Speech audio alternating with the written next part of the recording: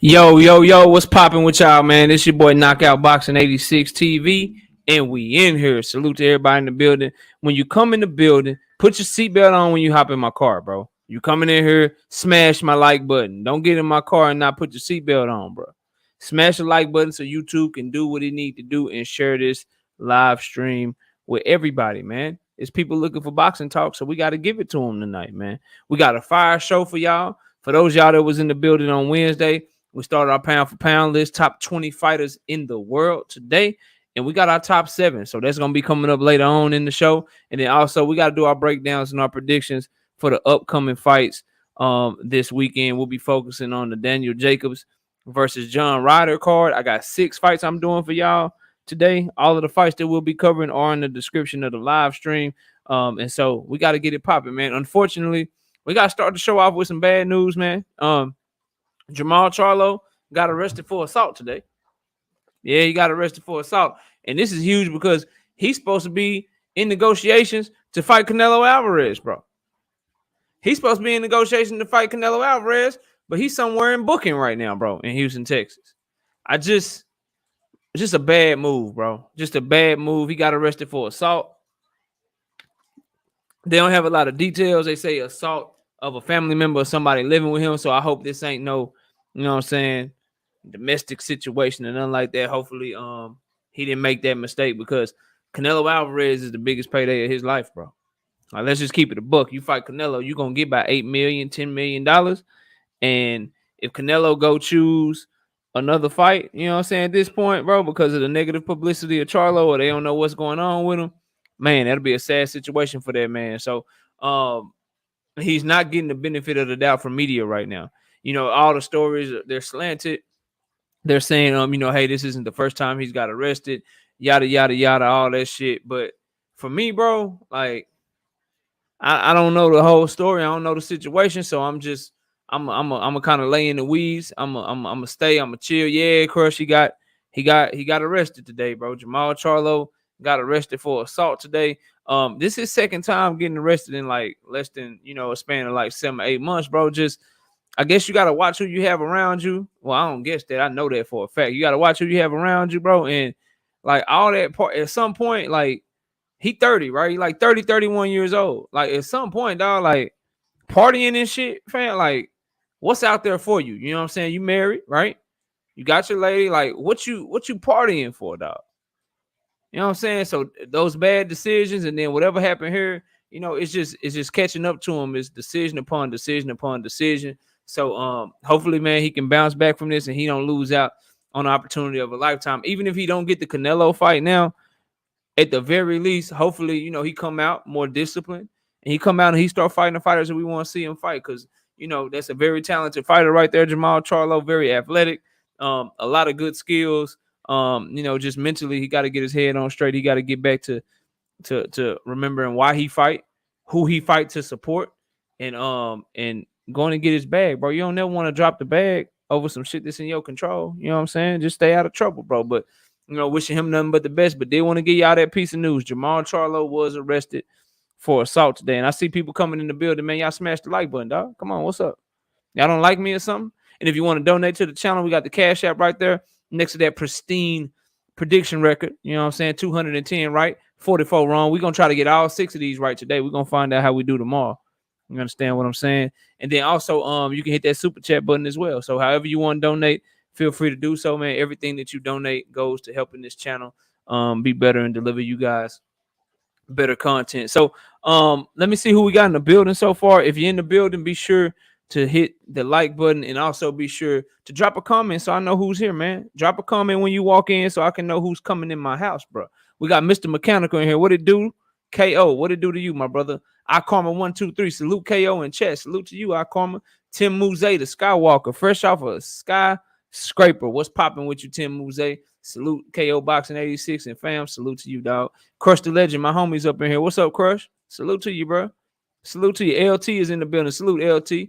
Yeah. LT says what? Yeah, bro. He got arrested today. Today, fam. Yeah, damn. Yeah, I know, I Karma. Damn. It's messed up. Sad situation. W_ right side, my brother in the building. Salute, KO. Salute to you. Salute to you. We got Cassandra in the building. Salute, KO. Salute to the chat. Salute to you, Cassandra. Let's see who else we got in here, man. Make sure I ain't miss nobody.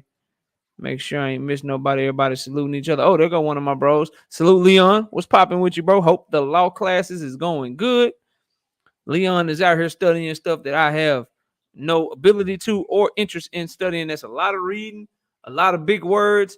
And I hope you, Leon, just be a good lawyer, bro. I don't know if y'all watch Power. You know what I'm saying? Don't be like the lawyers off of Power, Leon. They all crooked. They all dirty and shit, man. You know what I'm saying? Be a good lawyer, Leon, because I know you're going to get that law degree, brother, but salute to you, dog. My beautiful wife is in here. Y'all see her. Don't look too hard, though. You know what I'm saying? That's mine right there. Suck my opinion. Real boxing fans unite. Yeah, salute to you. Suck my opinion. Salute to you, bro. Salute to you. Soldier guy. Salute KO. Jermall been acting out since his brother fight against Castano. He's slowly becoming the new AB. I'm disappointed. I ain't gonna say that. I ain't gonna say he becoming a new AB because AB ain't let his hands go, dog. AB ain't Adrian Brown like I ain't gonna do Charlo like that because Charlo he's still a champion. You know what I'm saying? He still ain't lost. I ain't gonna do him like that. I ain't gonna go there. But he getting close though, Soldier God. I see what you're saying, bro. He getting close. The shit ain't looking too good for him. Leon Robinson said, "Yes, sir, bro. Go get that law degree, man. I appreciate you for however long you able to be here. It's the weekend. Hopefully you ain't got to study all damn weekend. You know what I'm saying? Young Merv, the Cup man. What's popping?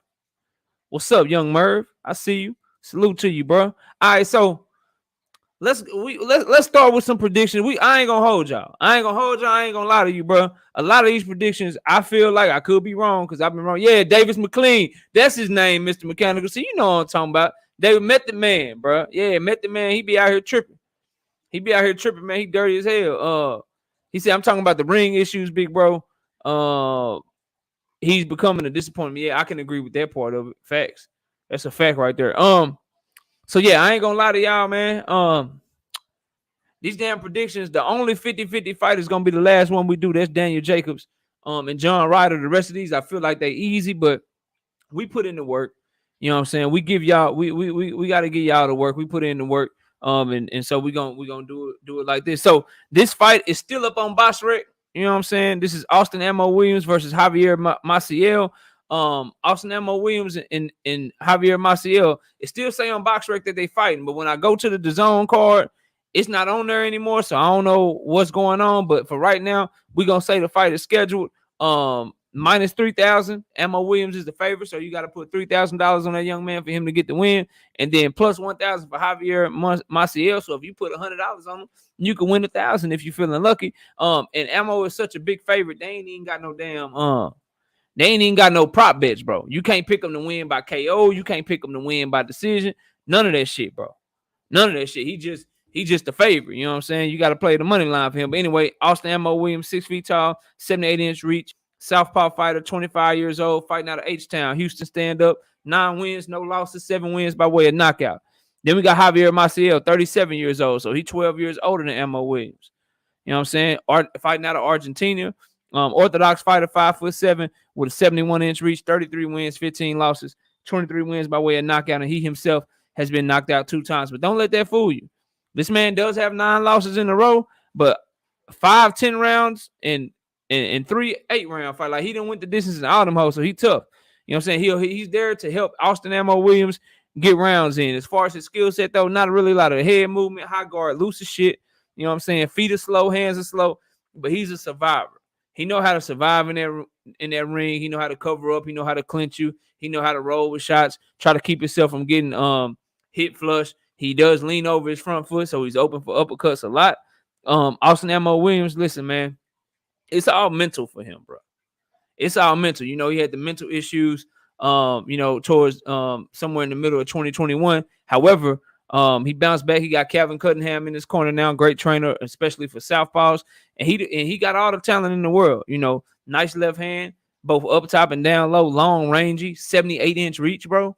78-inch reach for a middleweight. Like, come on, bro. And if I ain't said this, 160-pound, 8-round middleweight fight.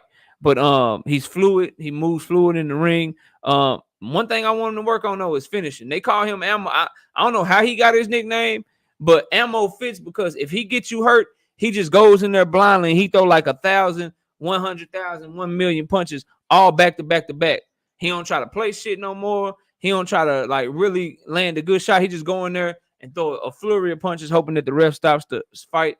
I like to see him be more patient when he gets guys hurt. I like to see him pick his shots better when he get guys hurt. Just do what got you there, bro.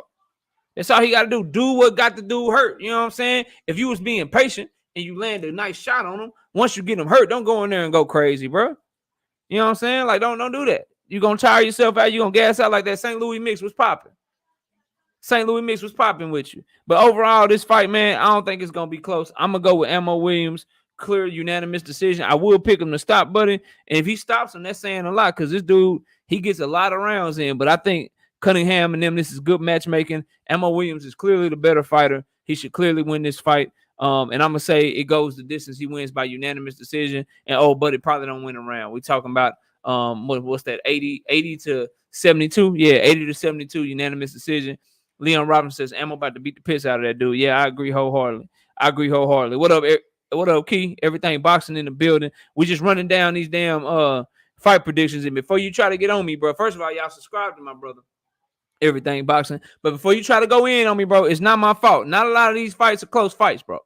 It's only one close fight. That's Daniel Jacobs and John Ryder. The rest of these hoes, you got to put down a lot of money to win something, bro. So I know you be like, man, say, bro, you picking these fights that ain't really close. I ain't really got no choice, bro. That's all they're giving me to work with this week. You know what I'm saying? But in the next one, man, we got Hopey Price versus Ricardo Roman. This is going to be on early tomorrow morning. This one going to be at 11:15 on the Before the Bell. You can watch it on the Zone's YouTube page if you don't have the Zone, but I suggest you get the Zone. Shit ain't but $20 a month. You feel what I'm saying? But this one, Hopey Price versus Ricardo Roman, they really high on Hopey Price over there in the UK. I think he cool, you know what I'm saying? He a good little fighter, but I ain't blown away. I ain't gonna hold y'all. But as far as the odds on this one, they got Hopey Price as a minus 2,500. Man, you gotta put 2,500 on that young man to get $100. But if you pick him to win by KO, that's minus 120. If you pick him to win by decision, that's minus 105. Then you got of course, he gonna dismantle him. He gonna dismantle homie, bro. He gonna do him bad. Ammo gonna do him bad. You know what I'm saying? And then for Ricardo Roman, plus 900 just to win, plus 1,400 for a KO, and plus 2,000 for a decision, bro. And them odds, they about right if you go study these two fighters. Hopey Price, 21 years old, out of the UK, southpaw fighter, 5'8.5". And if I ain't said, they fighting at 122 pounds. 8-round fight, junior featherweight division, super bantamweight division, whatever you want to call it. 122 pounds, dog. That's where they fighting at, all right? Then you got Ricardo Roman, 32 years old, out of Mexico, 5'5.5", 68.5-inch reach, orthodox fighter as well. Hopey Price, 6 wins, no losses, 2 wins by way of knockout. And then you got Ricardo Roman, 14 wins, 12 losses with 3 draws. He's got 5 knockouts, and he's been knocked out 5 times. He lost 3 of his last 4 fights, and this is only his second fight outside of Mexico. I expect to see a slow-footed, tough pressure fighter, not a lot of hand speed, and not a lot of nuances to his game. For Hopey Price, very long, bro. 5'8.5" is very tall for 122 pounds. You got welterweights like Keith Thurman, they 5'7". You know what I'm saying? Guys like Danny Garcia, 5'7". Errol Spence Jr. is only 5'9". So this dude about the height of Errol Spence with about the same reach. So he's long, rangy, nice straight left hands to the body. Sets him up very well. And he looks like so far in his career it's limited opposition, bro. But he does control distance well. I'm gonna pick him to win by 8-round unanimous decision as well. So far in his career, 2 knockouts and 6 fights. I don't see a whole lot of pop in there. And then this Mexican dude, though, he been knocked out 5 times, so maybe hope he can get him up out of there. But I'm gonna pick him by decision. But if he wins by knockout, I think it'll be somewhere in the 5th or 6th round, just continuing to hit Ricardo Roman with a bunch of shit he can't get out the way of, because I don't think Hopey Price got that one punch pop like that. But there you go, Hopey Price on that one. We moving on down because I know what y'all here for, dog. I know y'all here for the rest of that list, right? I know y'all here for the rest of that list, so we gonna get to it, because a lot of people, they was like, damn, bro, you gonna finish the list? Yeah, we're gonna finish the list tonight. I got it all ready for y'all. We're gonna finish the pound for pound list tonight. We're gonna give y'all the top 7 pound for pound fighters in the world according to your boy Knockout. I got that coming to y'all in a minute. That's why I'm going through most of these, because a lot of these fights, bro, they ain't close. I ain't gonna hold y'all. But we did the study and we did the research, and we got to put in the work. Who we got in here? Kevin Knight's in the building. Who else is new? I already shouted out LT, but salute to you again, LT. St. Louis Mix, salute to you. Let's keep it moving, though. Johnny Fisher, Gabriel Enguema, I think his name is. 6-round heavyweight fight. Johnny Fisher's a minus 5,000, dog. Like, these are the types of fights they putting on in the zone this week. Just not a good look, bro. Not a good look, in my opinion. Minus 5,000, bro. You mean I got to put down $5,000 to get 100? Woo, if you got the money, shit, hey, whatever. But he's minus 350 for a KO. He's plus 250 for a decision. Gabriel Enguema is a plus 1,200. You put down 100, you win 1,200 on him. He's a plus 1,600 for the knockout and a plus 2,800 for the decision, right? Then you got Johnny Fisher, 22 years old, 6'4", UK, Orthodox fighter, 4 wins, no losses, 4 wins by way of KO. And then this dude, Gabriel Enguema, man, 10 wins, 11 losses, 6 knockouts, and he's been knocked out 4 times, 3 losses in a row, including losing 8 of his last 10 fights. No defense, no reflexes, straight punching bag. Don't let his hands go. He literally is one of them boxers like, bro, why are you a boxer, dog? Like, you don't look like you like to get hit. So Filip Hrgović beat a dude named Imar Amaktovic or something. And he beat the shit out of Imar Amaktovic. And Amaktovic looked like trash. Well, Imar Amaktovic beat the shit out of this dude, Gabriel Enguema. I ain't saying I believe in triangle theories. I'm just saying the dude ain't good to me. All right? He ain't good. Ain't nothing really to talk about. Feet are wide as shit apart. They flat as hell. He ain't got no movement. The head just right there for you to just hit like a punching bag. His high guard is this right here. Like, I don't know what this is. Like, why are your hands so wide? He's just a bad fighter, bro. No disrespect to him. Johnny Fisher, he's loose with his defense. He holds his left hand low, but at the very least, he got a pretty good jab to the body up top to set up his right hand. He does throw feints with his feet and his hands, and I think he's going to have enough to beat the shit out of Gabriel Enguema. He's knocked out everybody in his career. Nguema's been knocked out 4 times. Shit, we'll go Johnny Fisher. I know it's only a 6-round fight. I say he knock him out round 4, round 5 or some shit, bro. Melanated Royalty, salute to you. Dante Hall, salute to you. Yeah, it's disrespectful, Mr. Mechanical, but damn, bro, like, they ain't, I mean, shit. If you go watch Gabriel Enguema, like, what type of odds can you come up with if you watch the man fight, bro? Like, it's just not, it's not a good look to me, bro. It's not a good look. And yes, for everybody in the building, we will be dropping the link later for everybody that wants to come up and participate in the show once we get done with the list. All right, so we got our last 3 fights real quick. Real quick. This one, the odds are a little bit close, and I think it'll be a little bit more competitive fight. We got Felix Cash versus Magomed Madiev. The odds on this one, Cash minus 1,600, still a huge favorite.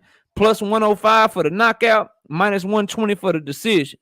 And in case y'all wondering, I get all my odds from Bet US. That's the betting site that I use. They don't sponsor me or no shit like that, but they pretty good. They done right by your boy. They pay me out quick and shit. Deposits hit quick, all that shit. So, you know, if you're looking for a site, Bet US is who I use. But Madiev plus 750 for the win, plus 1,400 for the KO or DQ, and then plus 1,800 for the decision. Felix Cash, 28 years old, Orthodox fighter, fighting out of the UK, 6'1", 14 wins, no losses, 10 wins by way of knockout. And then you got Madiev, 15 wins, no losses, and 2 draws, but only 4 wins by way of knockout. Listen, man, I think their styles are gonna clash well.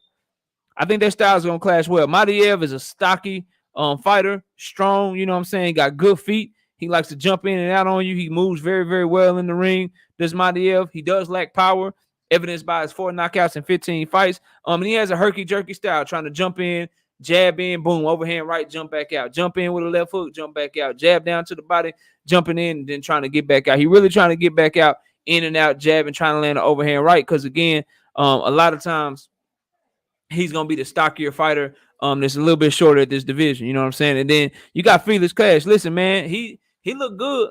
He looked good so far. You know what I'm saying? He really look like he can fight. He's a come forward pressure fighter with good feet that doesn't forget about his jab. He jabs in well and he digs to the body well. DP Rocker, what's popping with you, bro? He jabs to the body well and he slips, looking to land those hooks to the body and counter punch you. And he looking to press you, bro.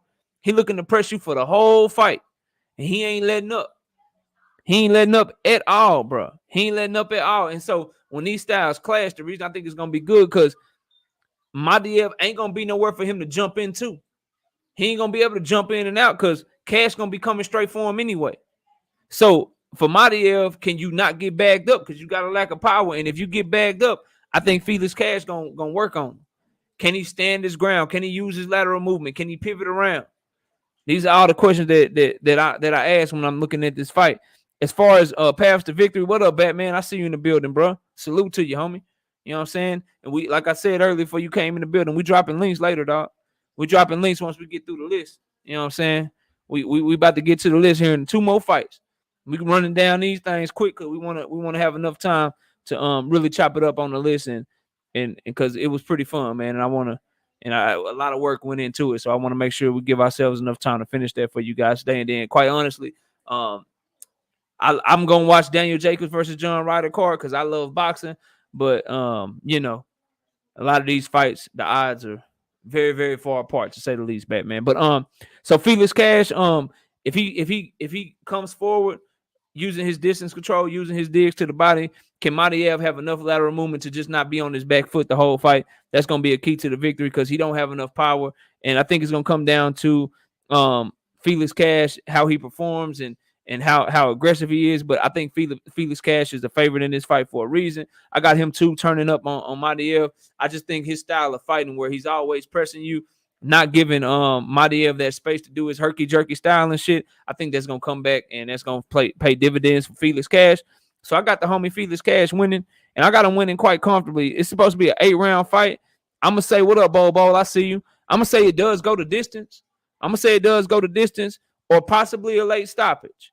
It could go to distance, or it might quite possibly be a late stoppage. You know what I'm saying? And salute to my brother Tim Mouze with that $5 in the super chat. Says, good job. I appreciate you, bro, with that super sticker in the super chat. I appreciate that $5. Y'all smash the like button too, bro. Smash the like button so YouTube will share its share this with everybody. Yeah, I agree. I ain't gonna hold you, but we gonna be excited about boxing anyway, because this is what I love to do, bro. But yeah, this ain't my favorite card of the year for sure. You know what I'm saying? I ain't gonna lie to you. So for Felix Cash, I think he's gonna look good in this fight. I think the style's gonna mix well together. We're gonna get a lot of action in this fight, but I think Felix Cash, he's more skilled. I think his style is much more pleasing to the judges, and I think his body shot work is gonna slow Madiev down just enough to where he'll start picking him apart, and he could possibly stop him late. I'm gonna give Madiev the respect as an undefeated fighter. And I'm going to say that Madiev goes the distance and he loses an 8-round unanimous decision to Felix Cash. And I got Felix Cash, although he is on a 4 KO win streak. I mean, a 4 fight KO streak, I should say. I think the KO streak stops, but I think he keeps his undefeated record alive, goes 15-0. He wins this by unanimous decision, somewhere 6 rounds to 2. And, you know, he walks away with the victory. So I think we're to the co-main event. Peace to my brother Ricky Williams. Oh, you got Ricky Williams boxing now. I see you, bro. Y'all go subscribe to Ricky Williams, man. That's my brother right there putting in that good work. You know what I'm saying? Peace to the God. I missed 2 fights last week. Not too shabby. Yeah, we got the same record. Last week, Ricky. I'm going undefeated this week, though. Part of which, because I studied so hard and I'm confident in my picks. But the other second part, Ricky, like the odds is the zone did some what do we say? Some stat paddiness matchmaking this week. So not a lot of these fights are hard. But here we are. We got the female fight. You know what I'm saying? We got the ladies showing up on this card as UK boxing typically does. We got Ellie Scotney versus Jorgelina Cuanini. Ellie Scotney is a minus 1,600 favorite, plus 275 for the KO, minus 335 for the decision. Then you got Jorgelina Cuanini plus 750 for the money line, plus 1,800 for the KO, plus 1,400 for the decision. Ellie Scotney, 23 years old, 5'4", and it's 10 rounds in the 122-pound women's division. But Ellie Scotney, 23 years old, 5'4.5", orthodox fighter, fighting out of the UK, 3 wins, no losses. You got Jorgelina Cuanini, 29 years old, fighting out of Argentina, 5'2", orthodox fighter, 9 wins, 3 losses, 2 draws, with 1 win by way of knockout. Listen, Jorgelina Cuanini is tough, as most Argentina fighters are, aggressive. She throws combinations, and she will throw with you, which makes her dangerous, because if you get caught in the middle of a combination, she ain't got no great power, no shit like that. But that's where you can get caught flush, because she'll throw while you throwing. She leans over her front foot and lunges in a whole hell of a lot, though. So she open to get countered, and she's off balance a lot of the time. Ellie Scotney, much more complete fighter.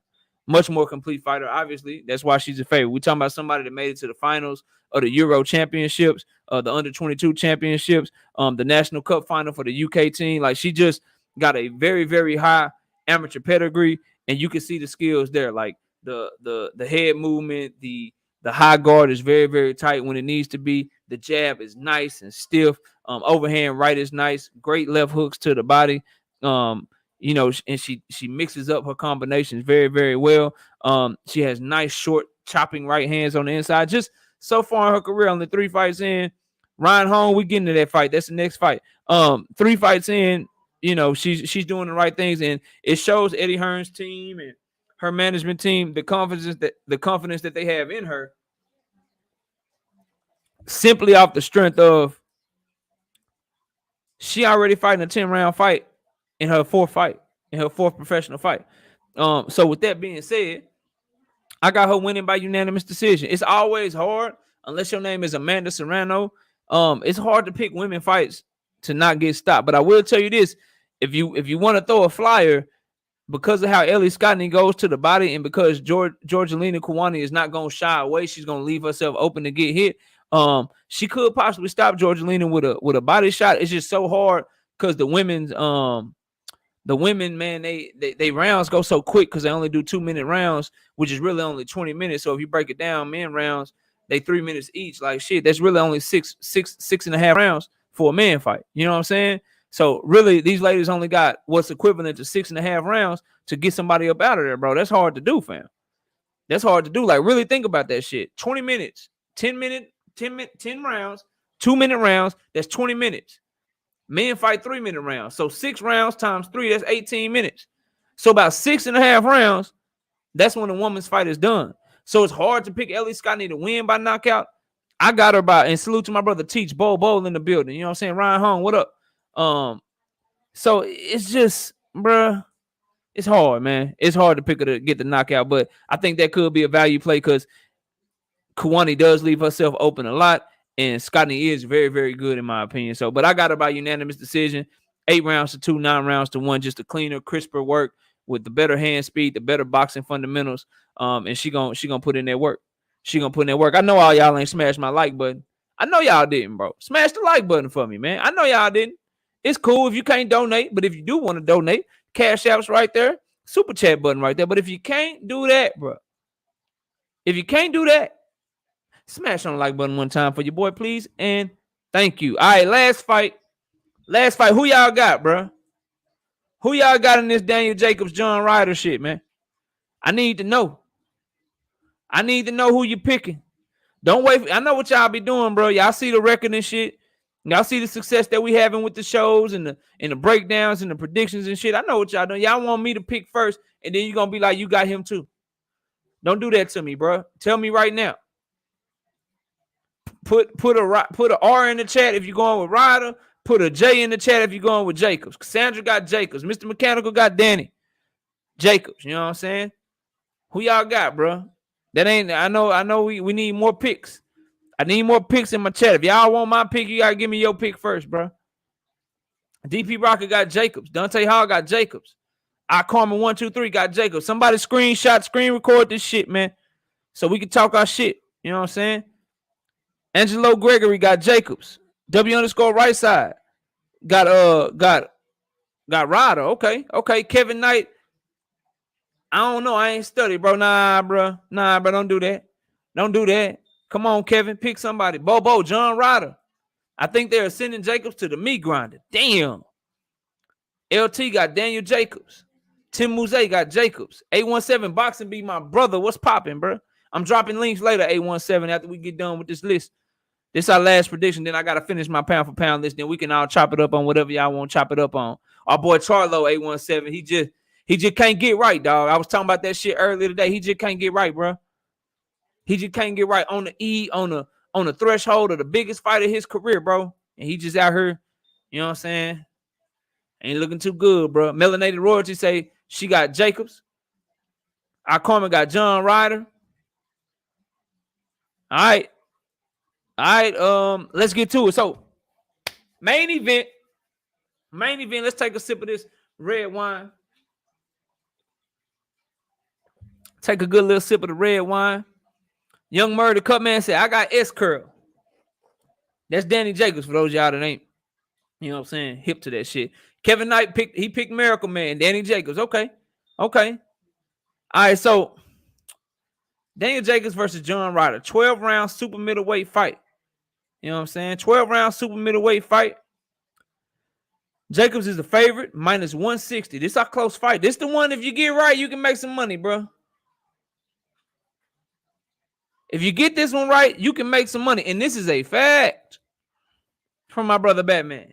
He says, Ryder, the real WBA champion, got robbed against Smith, but I don't know who gonna win. Danny looked like some shit in his last fight, so I don't know. Pick somebody, Batman. I ain't gonna make you bet again, bro. I know you still owe me like 1,890 push, and it'd be nice, bro, if you got some time. You know what I'm saying? I ain't gonna force you to do nothing, Batman, because I know I can't force you to do shit. You a grown ass man, but I am saying when I drop the link, it would be nice because I was talking to my wife earlier. She said, it sure would be nice if Batman would come on your show and do some of them push-ups that he owe you. I said, baby, you know what? You right. That would be nice. So if you could hop up, bro, when we drop the link and just do, I'm not too much, just a smooth 40. Just a smooth 40 piece, and we'll knock that thing down, you know what I'm saying? And we'll keep this thing going. But anyway, bro. Danny Jacobs versus John Ryder, 12-round super middleweight division.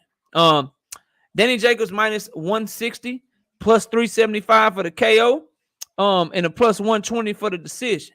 John Ryder plus 130 on the money line, plus 300. No, plus 500 for the KO or for the stoppage or for the DQ. And then Batman said, no problem. That's why Batman is the soldier and he a real one, bro.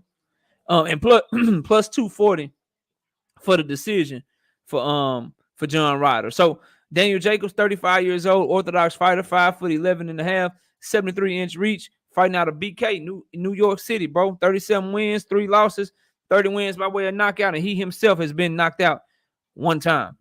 John Ryder, 33 years old, Southpaw, 5'9", 72-inch reach, fighting out of the UK, 30 wins, 5 losses, 17 wins by way of knockout. Man, this fight is close as shit. Okay. So, couple of things. Danny Jacobs coming off like a 13-4. Let me see. December 2020 to December 2021. That's 12 months. 13-4. He coming off a 14-month layoff. Is Daniel Jacobs. And he seemed like he always got a switch missing. You know what I'm saying? Like he don't turn up when you think he gonna turn. Like you think he gonna turn up for that Canelo fight. Got started too late. Gabriel Rosado fought down to the level of competition. You know what I'm saying? Just it's like a switch, like a button, like a level that's missing. But and people been alluding to it. Looks sluggish, and kind of off in his last 2 or 3 fights. He ain't look good at 168, y'all. He ain't look good at 168, but he got all the talent in the world. The jab is nice. The combinations flow. Very good power. When he's on his game, the movement is very good in the ring, laterally, pivoting, and all of that stuff. He ain't looked the same in a long time. And when he rolled, he really opened the left hooks.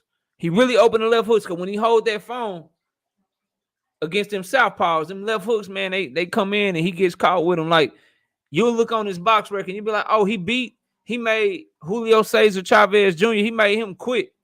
That's a true statement. But what's also true is that was a close-ass fight. Chavez Jr. was piecing him up a little bit. Somebody tell me I'm lying in the chat, bro, and tell me that Daniel Jacobs wasn't – you can't make an argument that before he quit, Julio Chavez Jr. wasn't winning that fight, bro. He was in that fight and he was winning it.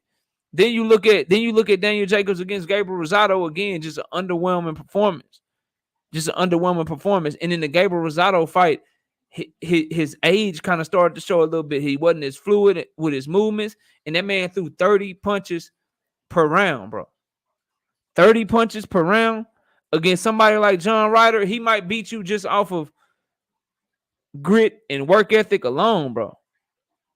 You know what I'm saying? Like, I just don't know. Salute to my brother AJ64 says, with the $10 in the super chat, he says, Heritage Sports Camp. I don't know what that is, but I appreciate the $10, my brother.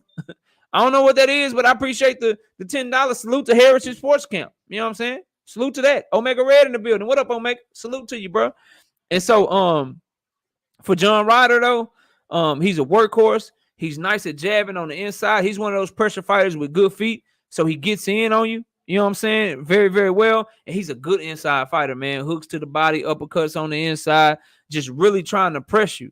And if Daniel Jacobs don't come to fight, if he don't come switched on, bro, he could lose this fight. And then we got to keep in mind this in the backyard of John Ryder. You know what I'm saying? This is his people.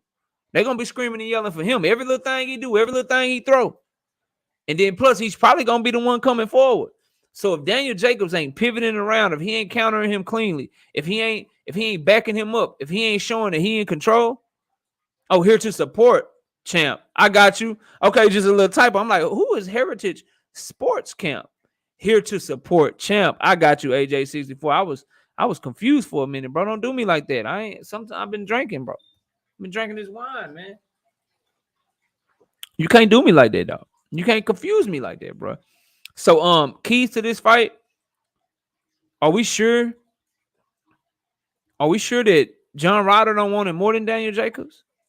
Because Daniel Jacobs, he looked, after fighting Triple G, fighting Canelo, he didn't look complacent. Even against Deverenchenko, that was a close fight that could have went either way. You know what I'm saying? Then his fight with Julio Cesar Chavez, somebody he should have washed. That was a close-ass fight. Then his fight with Gabriel Rosado. A lot of people feel like Gabriel Rosado won. Will he turn it up? Will he turn it on? And be able to do what he need to do to get this victory against John Ryder? Because the judges and the fans and all that shit, it ain't going to be in his favor, dog. So path to victory, and then who I'm picking and why. Path for Daniel Jacobs. Look, you can't just move around the ring. If he move around the ring laterally and he continue to let John Ryder press him, he going to get tired. And it's going to start competitive, and then John Ryder is going to take over the back half of the fight. Daniel Jacobs got to sit down on his punches early. He got to fight John Ryder up off of him, get him his respect. So John Ryder just ain't trying to come at him full steam ahead and go at him, bro. That's what he has to do. He got to get his respect early in the fight. Stay behind his jab, stick and moving his jab. And this shit right here, this 30 punches per round shit, that shit can't show up. Because if that 30 punches per round shit shows up and you bagging up, they going to give John Ryder rounds off of his work rate and his aggression alone, bro. If you only throwing 30 punches per round, bro. He had some rounds in his last fight with Rosado where he was throwing like 22 punches. That shit ain't going to work with John Ryder. Number one, it ain't going to keep him off you. Number two, he going to be throwing more punches to you, whether they landing clean or not, and he going to be the one coming forward. They going to give him rounds, bro. They going to give him rounds. That shit ain't going to fly against John Ryder. And if you think I'm making the 30 punches per round shit up, bro, do your research. Go look up CompuBox. I got it saved right here on my computer, so I ain't making shit up, bro. I ain't making shit up. So for me, who I'm picking and why in this fight, I got to go with John Ryder, bro. I got John Ryder being more aggressive than Daniel Jacobs. I got John Ryder having a higher work rate than Daniel Jacobs. And in a fight this close, you got one fighter that's already fought Canelo. You got one fighter that's already fought Triple G. You got one fighter that's already been a two-time champion, and it has looked progressively worse at 168. He moved up to 168, and he ain't look good at all, bro. He moved up at 168 and he ain't look good at all, bro. So I don't anticipate taking 14 months off and then coming back is gonna make you throw more punches. And he switched trainers. He's back with Rozier because his trainer that he was with, the dude, he let the cat out the bag. He said, "Look, man, he wasn't training right. He wasn't doing this. He wasn't doing that." I think Daniel Jacobs, he done lost his motivation, bro. I ain't gonna hold y'all. I ain't gonna lie to y'all. I don't think he really won't smoke like that no more. Because if you really think about it, what's the odds of him getting a rematch with Canelo? If you really think about it, what's the odds of him beating one of these young, hungry lions like a Benavidez or some shit up at 168? Who you got? Who you think he beating at 168? You gonna see him in there with Billy Joe or some shit? He got a shot against him. Caleb Plant, maybe. I don't know. He fought Canelo better than Caleb Plant did. But what's up though? You know what I'm saying? Like, I don't think Daniel Jacobs, I don't think he got that hunger no more. Now go prove me wrong, because I got John Ryder, dog. I got him by unanimous decision, about 8 rounds to 4. 8 rounds to 4, 116, 112 type shit. I think Daniel Jacobs is smooth enough in that ring. I think he's slick enough to where he ain't gonna get knocked out. I ain't gonna pick John Ryder to get knocked out because John Ryder to knock him out because he ain't really got pop or power like that, in my opinion. but I will pick John Ryder to build upon his performance against Callum Smith. He's been busier. He's had two fights since Daniel Jacobs has had one fight. You understand what I'm saying? And he's the hungrier fighter. Like, I already know in my mind, I know John Ryder gonna be the one coming forward, bro. I know it. Like, you can't, he gonna be the one pressing the action. So then if I know he gonna be the one pressing the action, I gotta ask myself, is Daniel Jacobs gonna be in good enough shape to pivot around, move around laterally, counter him hard enough to make John Ryder stop coming? I don't think so, dog. I don't believe it. Now go show me I'm wrong, Daniel Jacobs, but I got John Ryder, unanimous decision, 8 rounds to 4. I think it'll be clear. And then I think if it's a swing round in there, they fighting in the UK, dog. If it's a swing round in there, they fighting in the UK. John Ryder is young enough. They could start saying, you know, hey, Callum Smith rematch at 175, or hey, you know, he could be a potential opponent for Demetrius Andrade. Like, he's the one that I think, you know, the zone boxing fans, because the zone is very heavy over there in the UK. He's the one that they can do more shit with. And then plus, if you put a good name like Daniel Jacobs on his resume, that rises his stock. So, you know, I got John Ryder, bro. I know a lot of people may not agree with me. Ricky Williams do, you know what I'm saying? But I got John Ryder. Jose Solano says he got Danny Jacobs by split decision. Now, all of y'all that was picking Daniel Jacobs, just do me a favor. We got the live show Sunday morning, 9 a.m. Central Time, the Singing OG, Knockout Boxing 86 TV, and the Singing OG, KQKC Boxing Network. I'll be right here 9 a.m. Central Standard Time, bro. So if I'm right, y'all be sure to come give me my props, because I know if I'm wrong, y'all going to be here. So just make sure you show up if I'm right. Yeah, Tim Muse, don't say that, bro. That's bad luck. And salute to my brother AJ64 again with that $10 in the super chat. I appreciate that, bro. I appreciate the love, bro. I appreciate the love, and y'all keep smashing that like button, man, as we get through the show today. And again, if you can't donate to the channel, then smash the like button. But if you can, Cash App right there, super chat right there as well. Jose Solano said, I will be there. Salute to you, bro. Yeah. Don't do that. Tell him, Bobo, don't do that. Don't do that. They disappeared on me that time. I was like, man, Tank gonna knock him out, man. You don't know, he's too big for Tank. Mario Barrios is too big for Tank, man. Tank gonna knock him out. You don't even know boxing. You just a fanboy, bro. You just a fanboy. All right, bet. They didn't even come see me. Dundada, what's up, champ? Danny Jacobs getting up for this fight. We know what Ryder brings to the table should be entertaining. I don't know if he getting up, though, Dundada. I hope you're right, though, because that'll make a great fight. But sometimes, here's the thing, Dundada, right? Danny Jacobs, if he would have got up, if he was the type of fighter that got up, he'd have got up for the damn Canelo Alvarez fight. If you don't get up for Canelo, bro, you going to get up for John Ryder over in his hometown. I think he's going to be jet-lagged and shit, eating teas and crumpets, enjoying the London Bridge and all that shit, and he ain't going to come to fight hard, bro. He ain't going to come to fight hard. I could be wrong, though, dog. You know what I'm saying? I could be wrong, though. Salute to my brother LT in the building with that super chat, $10 in that super chat. Salute, LT. He says, I think Jacobs will be on his bike in this fight. Me too. I agree with that. But I will place my bet the fight goes to distance. That, my friend, I think is a good bet. I don't think either one of these. John Ryder is too damn durable. He too determined to get knocked out. Danny Jacobs ain't aggressive to really go for the knockout. And Danny Jacobs is slick, and he to himself, he been knocked out once, but for the most part, he hung in there with Canelo. He hung in there with Triple G. So he'll go. He know how to go the distance too. I think that's a damn good bet, LT. I think that's a damn good bet. Let me see if I can find the odds right quick for that. Let me go to my Bet US account. I think I can tell you what the odds they got right now for the fight to go the distance. Let me see. Let me log in right quick. See what we got going, bro.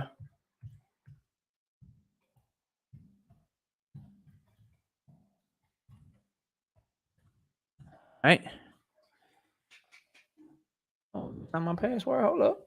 What's the problem? There you go. Put the wrong one in. All right, let's go to boxing. And oh, they took. Oh no, there you go. I'm about to say they took the props down already. All right, here we go. Fight to go the distance. It's minus 300. So the bookies, they agree with you. They agree with you. You got to put $300 down to win $100 if the fight goes the distance, LT. So, but that's still a good I think that's the safest thing you could do. Let me see here. Bobo says, be careful. Any signs Jacobs isn't throwing back while on the ropes, those UK refs will end the fight early for the glory of the queen. Damn. I ain't even going to say you wrong, bro. I ain't even going to say you wrong. But there you have it, man. That's all our picks. Ammo Williams over Javier Maciel by decision. Hopey Price over Ricardo Roman by either late stoppage or decision. I'm going with decision, but I can see the late stoppage. Johnny Fisher knocking out Gabriel Enguema in the heavyweight fight. Felix Cash, late stoppage on Madiev in the 8-round, 160-pound fight. Then I got Ellie Scotney in the women's fight, beating up Jorgelina Cuanini for a unanimous decision, 98-92, 99-91 type shit. Then I got John Ryder winning by decision over Daniel Jacobs. Let's get to the knockout list, bro. For those of y'all that weren't here, this is where we at, all right? We're doing a top 20 pound-for-pound list. Let me put this in the chat so nobody is confused. Here's the criteria, okay? Here's the criteria for the knockout pound-for-pound list. So when you come over here and you see the title that says pound-for-pound list, I'm going to put this up here every time so ain't nobody confused. So don't nobody come in here acting like, oh, bro, what about this? What about that? No, my criteria is different. It's my list. You don't like my criteria? You don't like my list? You don't like the way I view boxing? Go watch somebody else that you like. That's all I can tell you, bro. But here go the list right here. I mean, here go the criteria right here. Let me put this in the chat for y'all.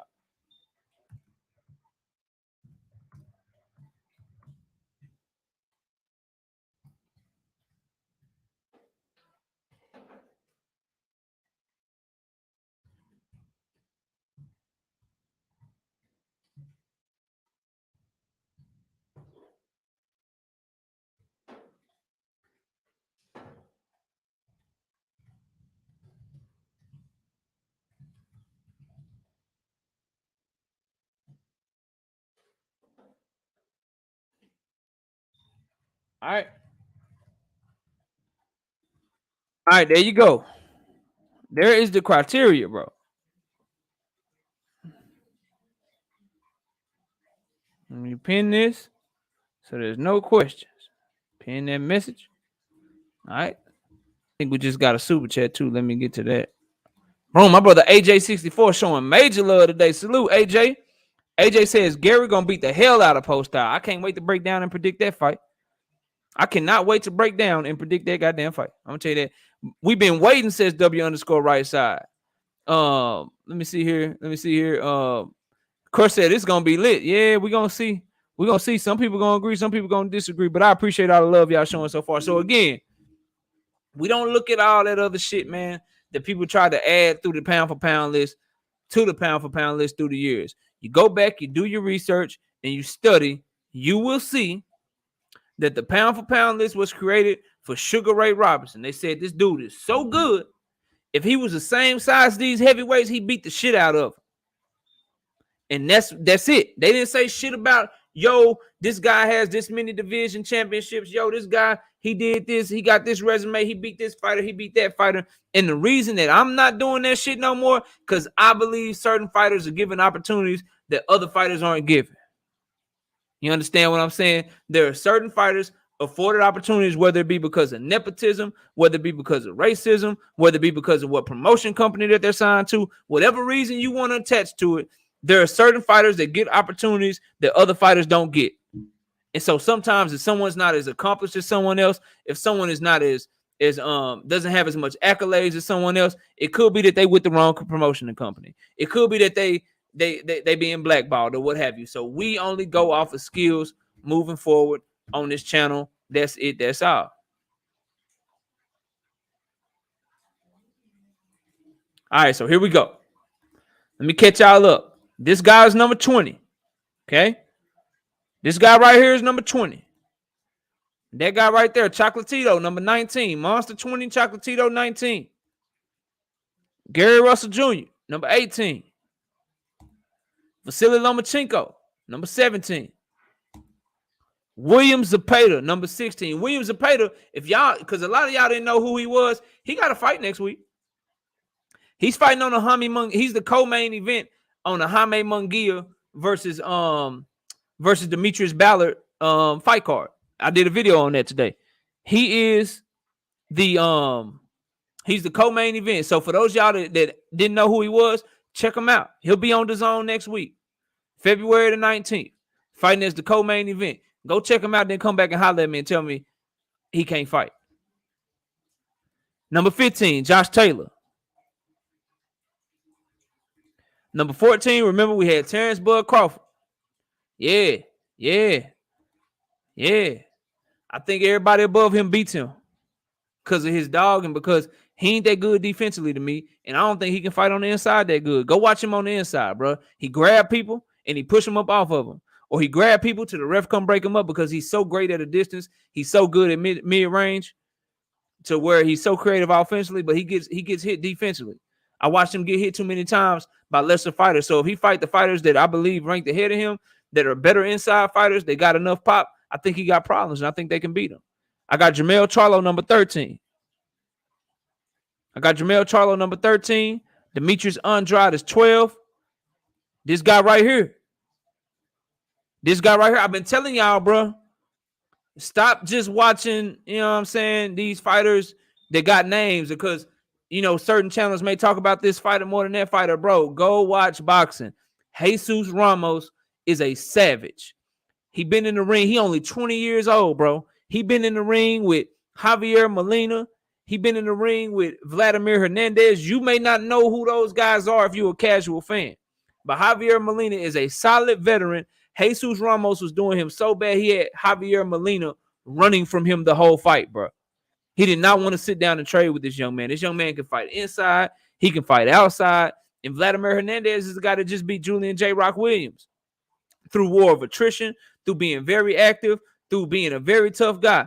Jesus Ramos at 20 years old went in there and dismantled Vladimir Hernandez. Now, I don't care shit about J. Rock Williams, 14-month layoff or this or that. Y'all know Julian J. Rock Williams can fight. And so a dude that ran off on him the whole second half of the fight just got stopped by this 20-year-old. And yeah, if Jesus Ramos get in there with this guy, if he get in there with this guy, I got Jesus Ramos, bro. Jesus Ramos is everything that they trying to tell us Sebastian Fundora is. Straight up and down. He is everything that the PBC try to tell you that Sebastian Fundora is. Jesus Ramos is really that. Straight up. If Erickson Lubin were fighting Jesus Ramos, shit. If Erickson Lubin was fighting Jesus Ramos instead of Sebastian Fundora, shit.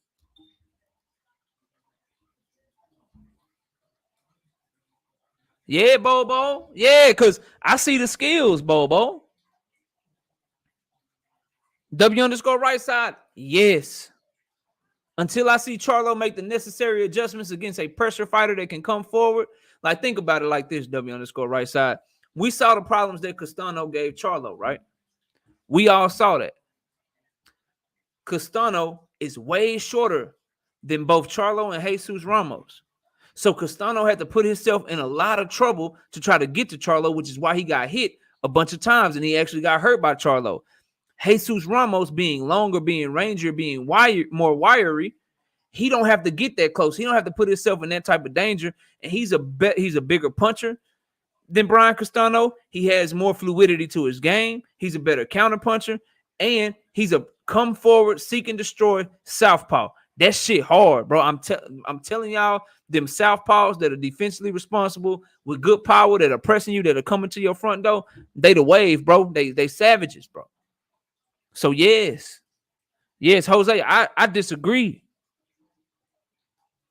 Jose, because this kid right here, all he got to do is touch Lubin one time. All he got to do is touch him. So yes, I rate him highly. We will. The great thing about this, bro, is this list gonna stay up here. We're gonna do another one in 4 or 5 months. See if we change anything. We're gonna do another one. Well, now we're gonna do 3 or 4 months. Then another one in 3 or 4 months. See if we change anything. I want to let these people fight, and then we'll see how it ages. It's either gonna age like milk in the sun, or it's gonna age like fine wine, bro. And then you can remember that. Damn, Knockout told me he was a savage. Now he a world champion. Now he a 2-division world champion. Damn, he really beat this dude. So we gonna see. We gonna see. But let's go to number 10. Let's go to number 10 because we gotta get the rest of these off. Number 10, if y'all remember, was David Benavidez. Okay. Number 9, Artur Beterbiev. Artur Beterbiev. Number 8, this gonna drive some of y'all up a wall, bro. That boy Batman said Mark Maciel. Shit, boy, you crazy. Mark Maciel ain't even a top 50 pound for pound fighter, dog. Straight up. I ain't even gonna hold y'all. Number 8 is this guy. Everything that they try to listen, media be talking and shit, right? Everything that Andre Ward, Tim Bradley, Bob Arum, Eddie Hearn, everything that they try to tell you that Vasily Lomachenko is, he really is that. Okay? All the shit they try to tell you, oh, Vasily Lomachenko, the angles of Lomachenko, the angles, oh, he just dips to the angles, all the pressure that he puts on you with his foot feints and his angles and shit, all that shit they tell you about Lomachenko, he really is that, bro. And he only 22 years old. You tell me what's better in my chat. You tell me what's better. Being 22 years old and becoming a world champion, or being 22 years old and still fighting amateurs? Y'all let me know. Y'all let me know. Don't tell me I don't know what I'm talking about, bro, when it comes to looking at this talent. Bro, Bam Rodriguez, number 1, he jumped up 2 weight classes on 6 days' notice, bro. 2 weight classes on 6 days' notice and beat the dumb shit out of Carlos Quadras. Can you imagine when he back down at his normal weight class?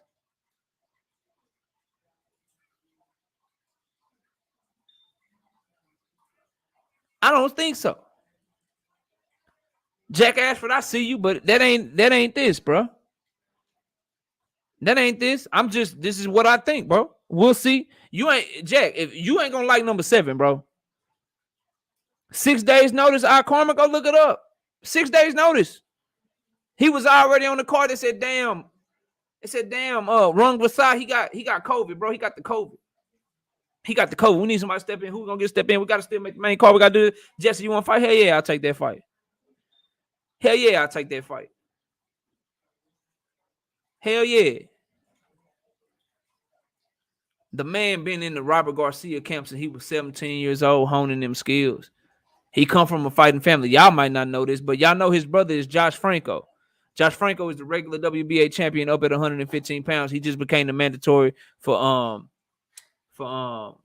who's that WBA champion? I think it's Estrada. He just became the mandatory for Estrada. And guess what, y'all? Franco's so cold. That's a 50-50 fight. And his little brother, Jesse Rodriguez, is better than him. Joe Lucius, I got John Ryder, bro. I got John Ryder. All right, but let's move on.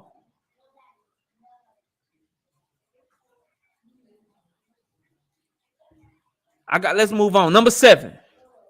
Number 7 on my list, bro. Number 7 on my list, on my pound for pound list, the knockout list, bro. Part 2.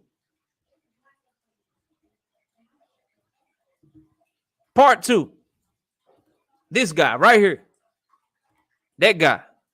Yeah. Yeah, I know. I know that's going to rub some of y'all the wrong way. I don't give a damn, bro. This is what I think. This guy right here. He number 7. He number 7 on my list. And you starting to see a trend here. You're going to see a trend as we get closer down to number 1, bro. You're going to see a trend. But I got him at number 7 right now. Bobo says, wow, wow, wow. Salute to KQKC Boxing Network. Singing OG. He'll be calling these fights tomorrow, so y'all check him out.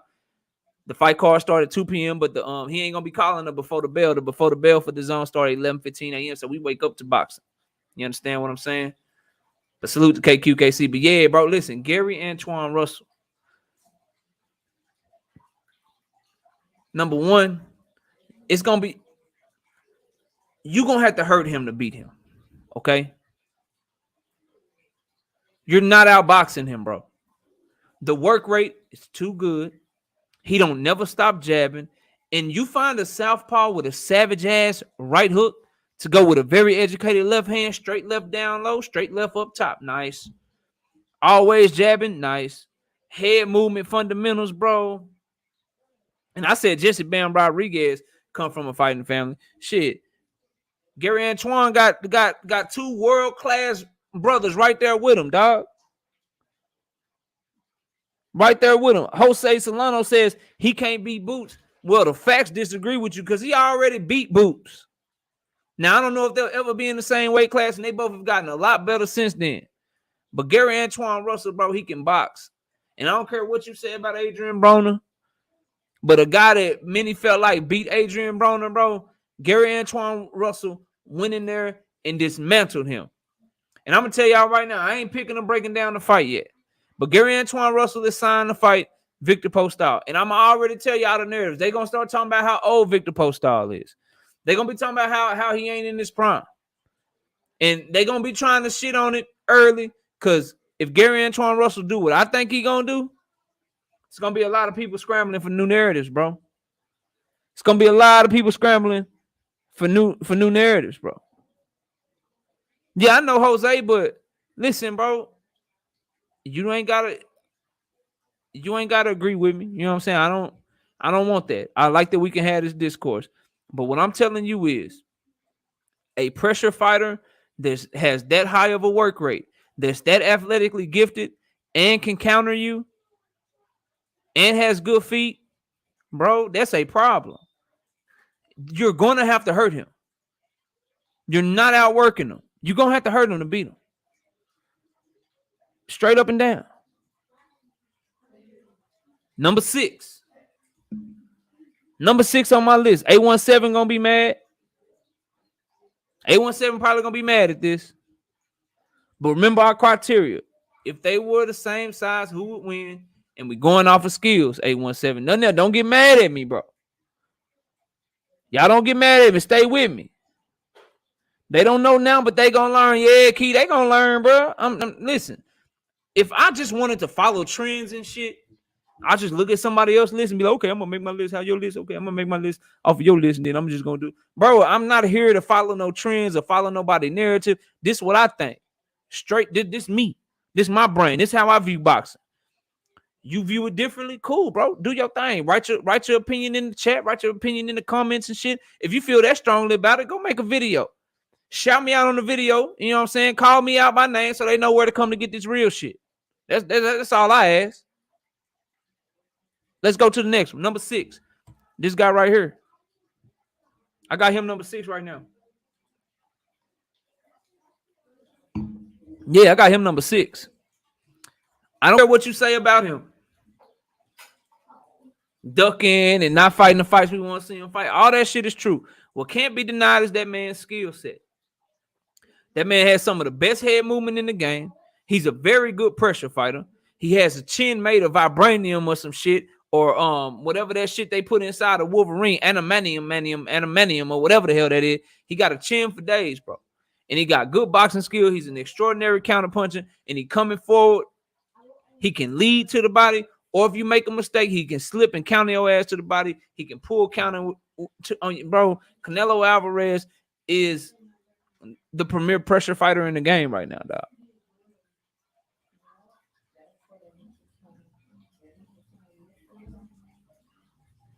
Leon says I can't disagree, but blank Alvarez. Hey, bro, listen. I'm just looking at their skills, bro. He said blank Alvarez. I understand, bro. But I gotta get the man can fight, bro. The man can fight. And if you do decide to sit, a lot of these guys that you're hearing me name, they hard to outbox. I believe you gotta hurt Gary Antoine Russell. I believe you gotta hurt Canelo. I believe you gotta hurt him. You gotta stand there with him and hurt him. Because if you just bag up and you just try to move laterally, bro, that's his fight. People running away from him, not standing up to him, that's his fight. That's what he want. So shit, you know. Got him number 6. We're gonna keep it moving though. Cause I want y'all to come up here and chop it up with me today, bro. A17 said the MF can fight. Yeah, bro. See, A17 the real one. I know you don't like him, but we can admit that man can fight. Here is my number 5. We at the top 5. Who y'all think number 5 is, bro? I'm looking over here at the chat. I want y'all to start guessing. Moving forward, who y'all think number 5 on the list? Put it in the chat, bro.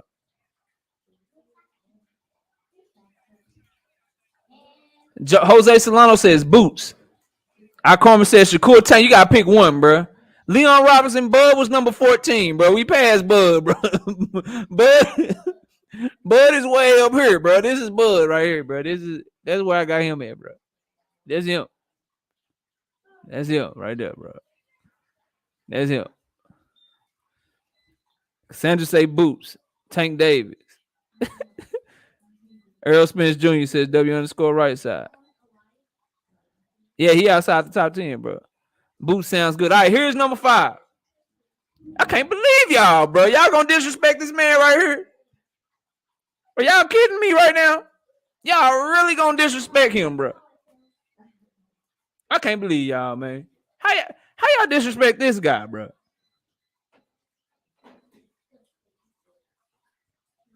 How do you disrespect that man right there, bro? Alexander Usyk is a damn savage. He's a damn savage, bro. He's a savage. Listen, Usyk don't believe in home games. I believe him to be the most mentally toughest fighter in boxing, bro. Like Errol Spence, what he did going over to Kell Brook, that shit was fire. Going over to the UK, beating Kell Brook, that shit was absolutely fire. Do y'all know that every single championship fight that Alexander Usyk has ever had, it's been an away game. It's been in the other person's home stadium. He's always beating somebody's ass in their backyard, dog.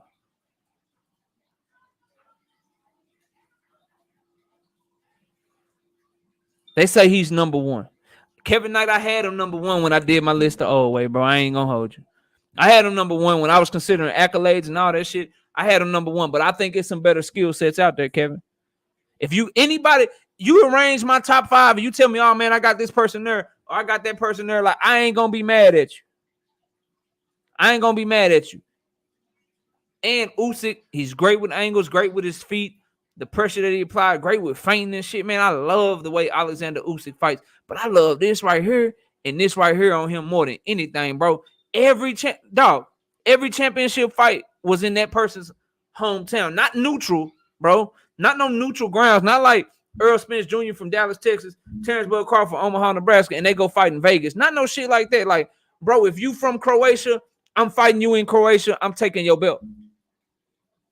If you from the UK, I'm fighting you in the UK, and I'm taking your belt. If you from Russia, I'm going to come to Russia, I'm going to beat your ass, and I'm going to take your belt. You want me to defend my undisputed crowns? I'm going to come to the UK. I'm going to come to the UK. I'm going to defend my undisputed cruiserweight crown in the UK, and I'm going to beat your ass. Oh, you want me to move up? You want me to fight Anthony Joshua, who weighed in 247, so he is 47 pounds heavier than the guys that I was fighting weighing 200 pounds. Not only am I going to fight him, am I going to take his belts. I'm going to do that shit in his hometown. I'm going to come to the UK. I'm going to grab me some fish and chips, some beer-battered fish and chips, and I'm going to beat his ass. That boy Usyk, a goddamn fool. Fury will never be on my list because he is a heavyweight. The only way you can be a heavyweight on my list is if you came up from a smaller weight class first. If you notice, there's no heavyweights on the list, y'all. None whatsoever. Number 4. Number 4.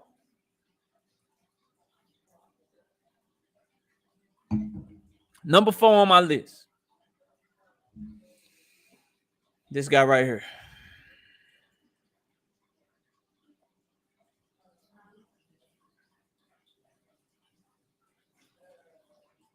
Yeah, I got that guy number 4.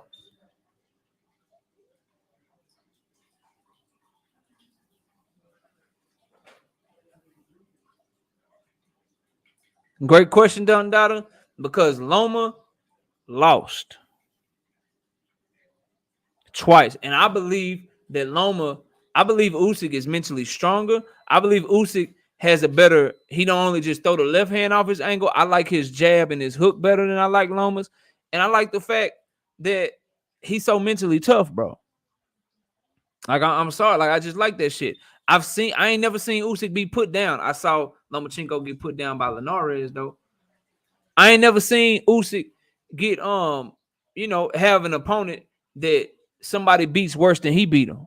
You know what I'm saying? Like, I saw Tank Davis beat up Pedraza way worse than Lomachenko did. I saw Devin Haney beat Linares much clearer than Loma did before Loma stopped him. You know what I'm saying? Loma's was more impressive to me because he got the stoppage, but Devin Haney, who, by the way, is not on my list.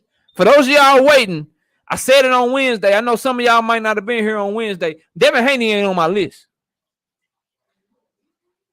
He ain't on my list. If you feel a certain type of way about that, I'll be dropping the link in a minute, but he ain't on my list. You can put him on yours, but he ain't on mine. But anyway, so those are some things, don't doubt why I ain't got Loma up that high. He can work his way back, though. Because I'm going to tell you right now, this guy right here, you take Loma, I got him. He'll beat the shit out of Lomachenko right now, bro. He will beat the shit out of Lomachenko right now. And another guy that I ain't got on the list that I'm very high on, but I ain't put him on the list because he only got 11 fights. His name is Jose Valenzuela. Jose Valenzuela will beat the shit out of Lomachenko right now, bro. Right now, dog. Like today. Like, make that fight today. I got them. I got them. Hey, man. That's just me. But Jerome Boutinis, number 4 on the list. Listen. The talent level is off the charts. The talent level is off the charts. And I didn't want to give my list away because I saw somebody saying, "Chad, well, shit, Gary Antoine Russell can't beat Boots." I think if they fought right now, Boots is bigger. He's naturally stronger right now. I'd favor Boots right now. I will favor Boots over him right now, but that can change as I see them both fight more and more. I got to see what Gary Antoine do against Victor Postal, but Jerome Boutinis, bro, switching effortlessly, the offensive repertoire, switching stances in the middle of combinations, just absurdly athletic shit, the discipline, the work ethic. Every time this man tweet, bro, every time I see him tweet, it's a knife, it's a dude running into some shit, it's some boxing gloves. It's just, he always working, bro. He always working. No, sir, Dundada. No, sir, bro. I'm Dundada. William Zepeda will dog walk Lomachenko, bro. William Zepeda will beat up a lot of y'all favorite fighters. He stops Loma, in my opinion. He stops Devin Haney, in my opinion. Bro, Valenzuela, he keep his head in the air a little bit too much, but, bro, the offensive game, the repertoire, if you can't hurt those two dudes, bro, they gonna dog walk you, bro. And I don't think Loma, he ain't got pop like that at 135, Dundada. You telling me Loma can't stop Luke Campbell, but he gonna stop William Zepeda? Shit, bro. Come on, dog. You just being contrarian at this time, bro.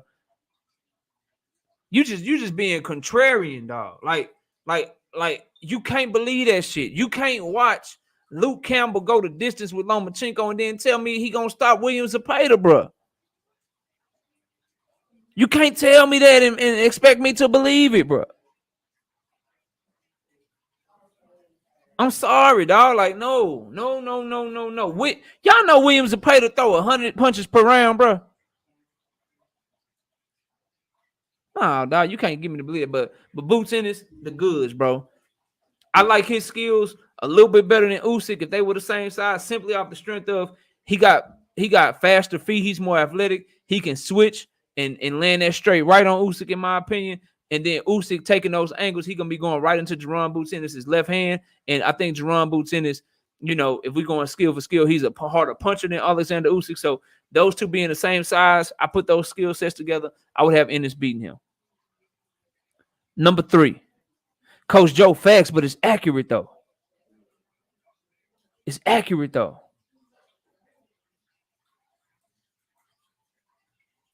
Did you just Dundada? I got to move on the list, but I know you didn't just compare Floyd Mayweather to Lomachenko, bro.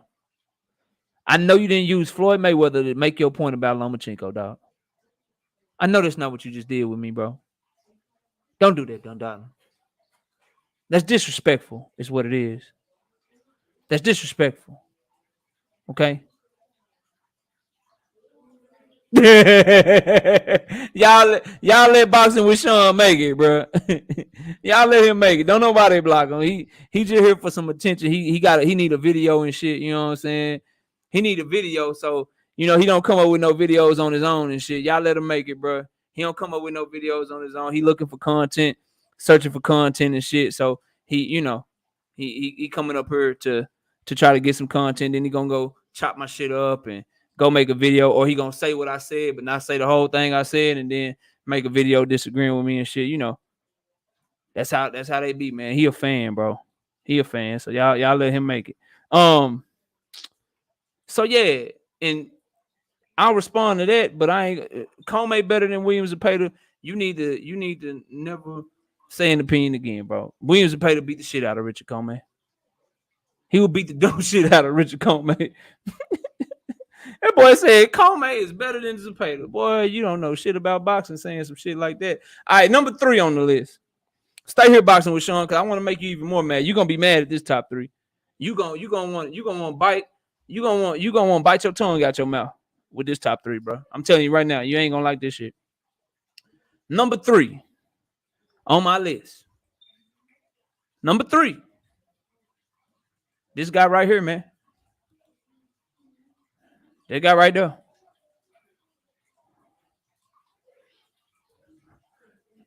That guy right there, number 3, bro. He number 3. That man, that's special, bro. For my money, the best defensive counterpuncher in the game right now.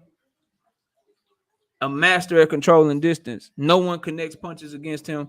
And then just the amateur pedigree as well with that silver medal, man. Shakur Stevenson can box. He ain't no huge puncher, but he punched hard enough. Ain't nobody walked through his shit yet. Ain't nobody threw caution to the wind and walked through his shit yet. And a lot of people think he about to do Oscar Valdez very badly. I ain't saying I'm one of them people, because y'all know we break down and we predict the fights the week of the fight. You understand what I'm saying? But I just think Shakur Stevenson, if he's the same size as guys like this, or guys like this, or guys like this,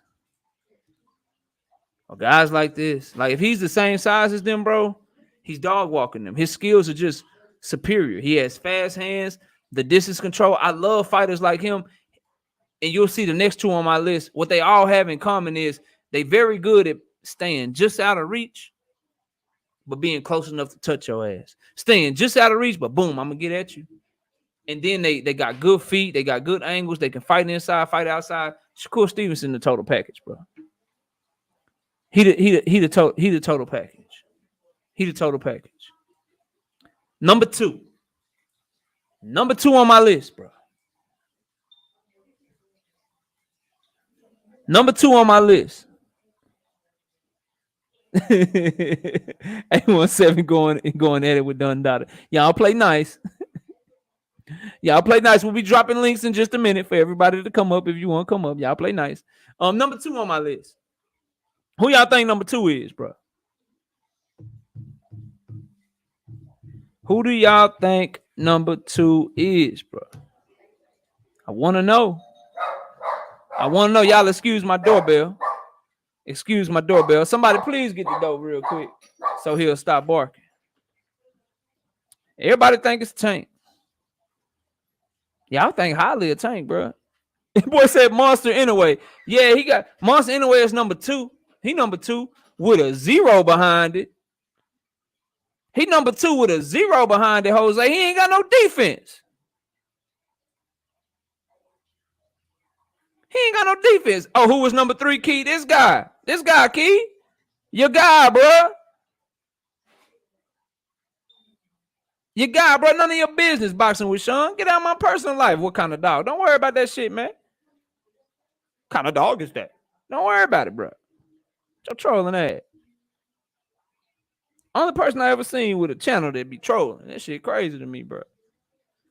But yeah, man. Inoue though, come on, bro. How you have Inoue that high, bro? Inoue, he was Nonito Donaire can fight. Don't get me wrong. I ain't saying he can't fight, but he was getting timed and counterpunched and peached up by Nonito Donaire. There's no bro, Nonito Donaire he's flat-footed. He has like 6 or 7 losses already to other guys. You know what I'm saying? And he's 39, 38 years old, piecing up Monster Inoue, and y'all trying to put him number 2, number 1. Man, this skill set right here destroys Monster Inoue. So does this one. So does this one. So does that one. Oh, let me make Sean mad because Sean don't like this guy for some reason. This guy right here smashes on him. Who else, bro? Who else? This guy damn, bro. Monster Inoue against somebody like dog. Nah, bro. Nah, bro.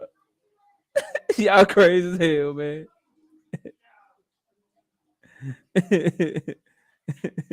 Everything Box says, you better not have Tank above Shakur. Man, I got Shakur. So number 3 is an insult, everything boxing. Number 3 is an insult. All right, man. Number 2 on the list. Let me keep making these people angry. They gonna neglect the fact that I'm high on this guy. They gonna say my list is racist, and you know what I'm saying? They gonna say I got bias and shit, but they ain't gonna say nothing about this guy being on the list. This guy being on the list. This guy top 5. You know what I'm saying? This guy's on the list. We got this guy right here. We got this guy. We got that guy. We got that guy. We got that guy. We got that guy. I mean, shit, look like a very diverse list to me. Look like a very damn diverse list to me. I'm just, it is what it is. But here's number 2. Here's number 2. That boy said Jake Paul, number 2. Nah.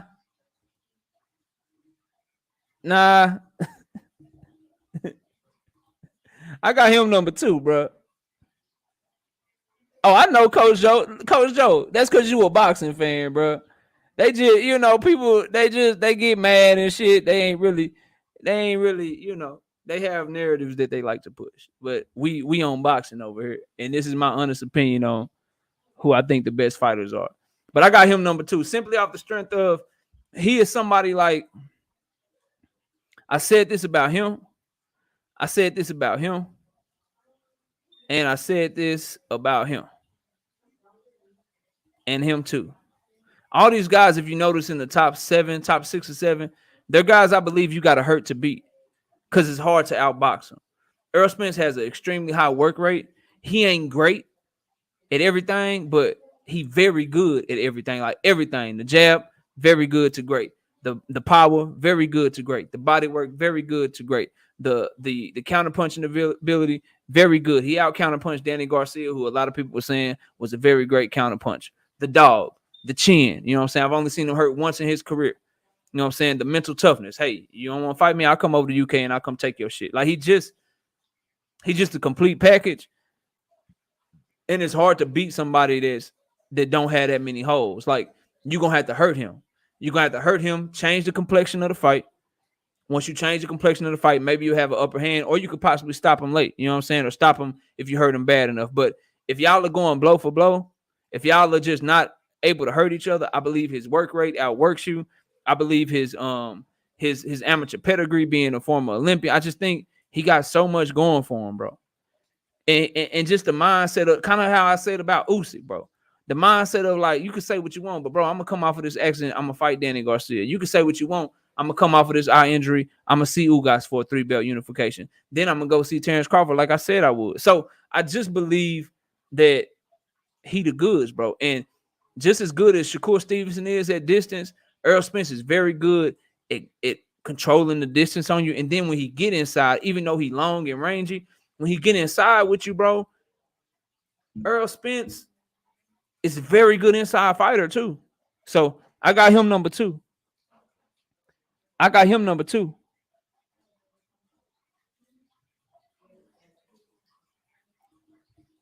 Yeah, they do teach. Yeah, they do. I agree with that.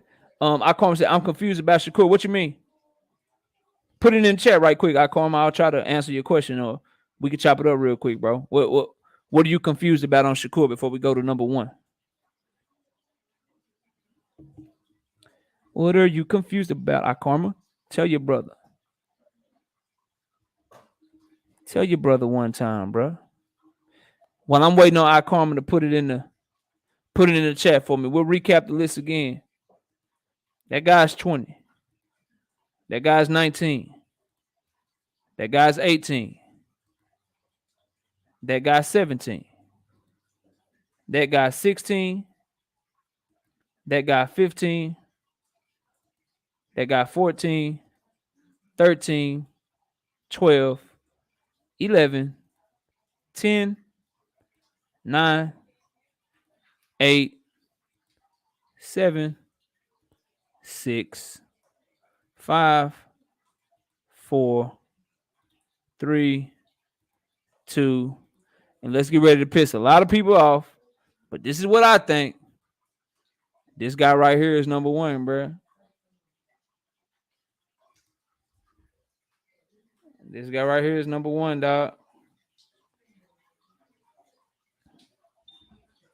Yeah, him. That's who I got. Number one. Yeah, JR Smiley. If you look at the pinned comment, JR Smile, it's off of talent, bro. Talent, skills, and if they fought each other and they were the same size, who I think will win. That guy's number one. Tony Review, you can tell me how you feel. I'm about to drop the link in a minute. All y'all are welcome up here. Every last one of you. I ain't blocking not one of you. Y'all are welcome up here. But here's the thing, right? So I saw your comment, iCarmen. The reason I would say Earl and Shakur, they both mastered distance very well. I think Earl's jab will get him inside on Shakur, and I think Shakur Stevenson is a good inside fighter. I think Errol Spence is too, but remember, if we're going skill for skill, it's already proven Errol Spence has more power than Shakur Stevenson. So I think as Shakur steps up in competition, guys will be able to touch him. But overall, I prefer the southpaw coming forward behind good, solid defense that can counter and lead over the guy that looks to counter. Shakur can lead. He led very well against Jamel Herring, but for the most part, he's much more comfortable being a back-footed counterpuncher. And I think if he was fighting someone like Spence, Spence would force him into that role, and Spence would not only have success leading, I believe there'll be opportunities for him to counter Shakur. That's why I slightly favor Spence over Shakur. And then the Gervonta Davis thing, I think he has enough boxing skills to compete with any of these guys boxing. He can be elusive when he wants to be. He has great timing. He has great punch placement. The thing that will separate him in a fight with a guy like Shakur Stevenson, in my opinion, in a fight with a guy like Errol Spence, is he's a counter puncher. Like those guys can counter, but Gervonta Davis is a much more explosive counter puncher, right? When he counters you, it could be a good night shot. It could be a night shot. And he's the type of guy that he can box with you enough to get his shit off. So maybe Shakur Stevenson outboxes him, but can Shakur Stevenson stay away from him for 12 rounds? I don't believe that to be true. And hopefully they close enough shit. They 130, 135 shit. Make the fight happen. Make the fight happen and let's find out. These other fights, I don't think we'll see, but that one I think is realistic. And Gervonta Davis, a lot of y'all like this guy, right? A lot of y'all like him. He get his ass knocked out by Tank Davis, in my opinion, if they fight. That's just what I think. You shit, make the fight. Let's see it. Floyd Mayweather, Leonard Ellerbe, get your head out your ass, make the fight so I can either be proven right or proven wrong, and may the best man win. But that's my breakdown of it.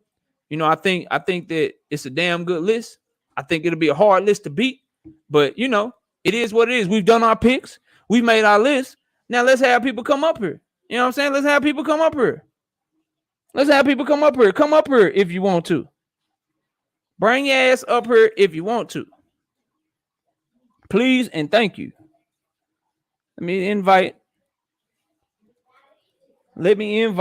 You know what I'm saying? We're going to take this. Hold on. Let's take this down. Let's take this down right quick. Unpin this comment. All right. Unpin this comment. Copy this. Copy this. Paste this. All right. Boom. Let's pin this joint. The link has been dropped. Welcome, one and all. Y'all come chop it up with your boy, man. Let's talk some boxing.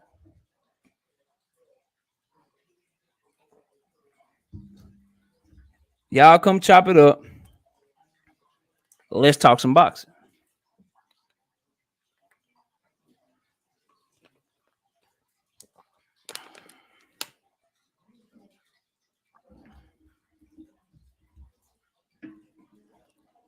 The doors are open. The panel is set. What's up? Agree with me? Disagree with me? Like me? Don't like me? Hop up on the panel. Jose Solano, thank you for your time. There's one of my bros. Yeah, man, what's poppin'? Nargo, what's up, Nargo? Man, chilling, you know, just cooking on a Friday night, enjoying some boxing talk, man. What's up with you, man? How's everything going on your end, brother? Tired of shit, that's all. I'm just doing these 40, but I'm not even going to argue about your list because I'm too tired to do that shit. I gave your little brother a lot of respect, though, bro. Yeah, I know. You know what I'm saying?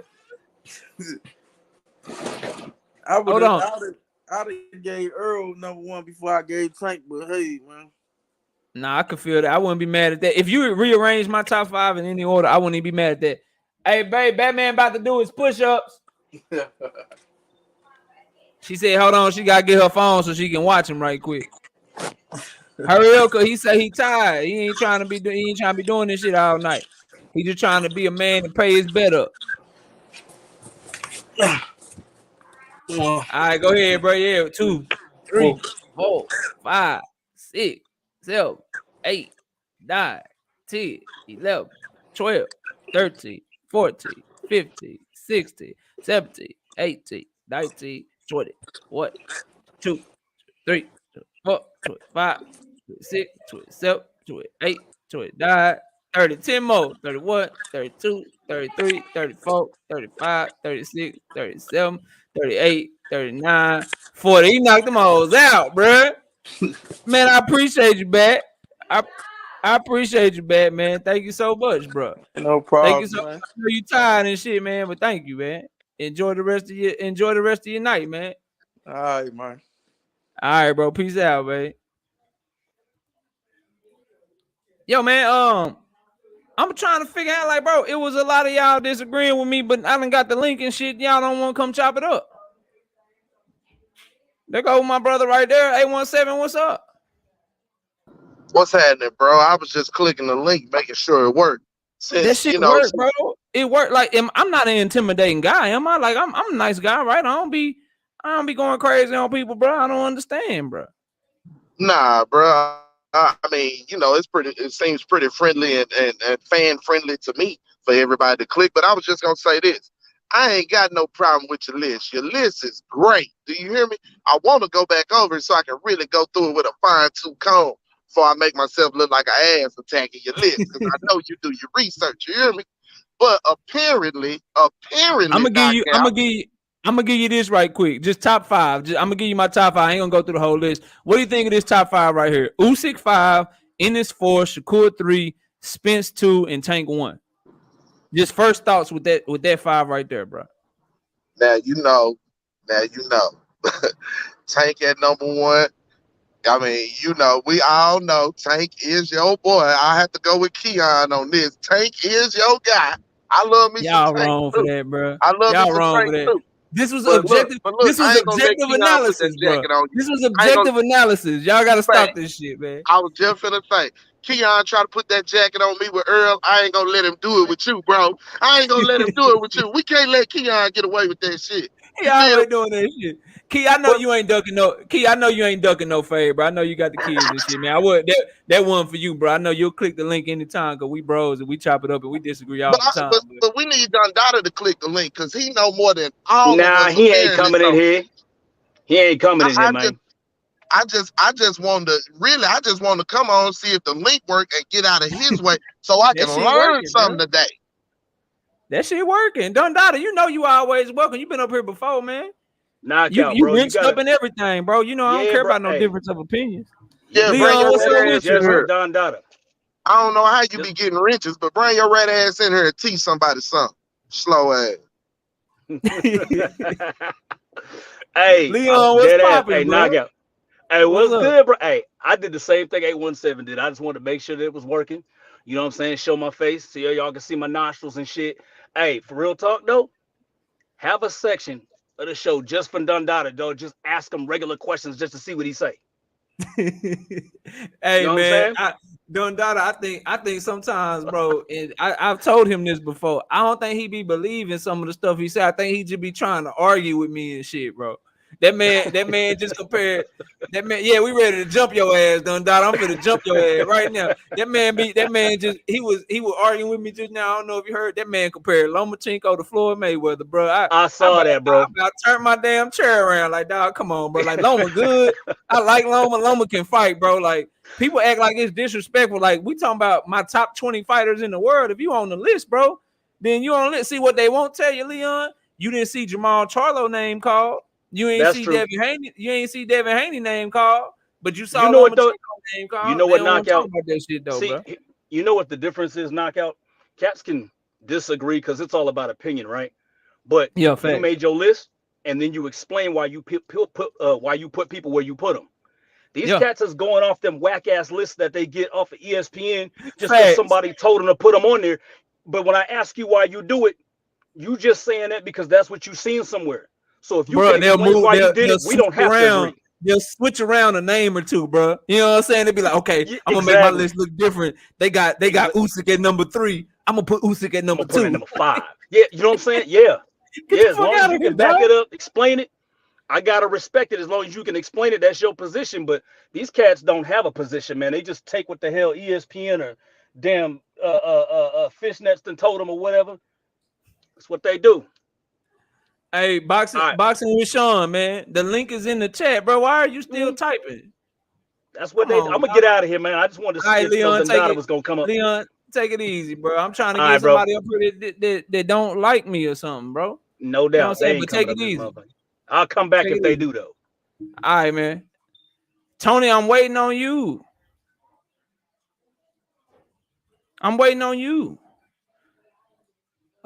Boxing with Sean, I'm waiting on you. Do I need, you know what? Maybe, you know what I'm saying? Shout out to BFTB. What he be saying? Maybe I need to refresh it. Ain't that some shit he say? Maybe I need to give you some more. Let me try that. Let me try that shit right there. Shout out to him. Tony, what's up?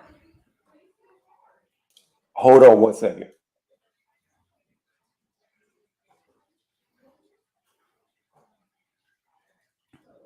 LT, what's up? LT, in that super chat with the $5. My brother says, I respect your list. It's nice. I think Usyk 1, Canelo 2, Spence 3, Tank 4, and Benavidez all on strength of pound for pound. Man, I ain't mad at that list, LT. I like David Benavidez.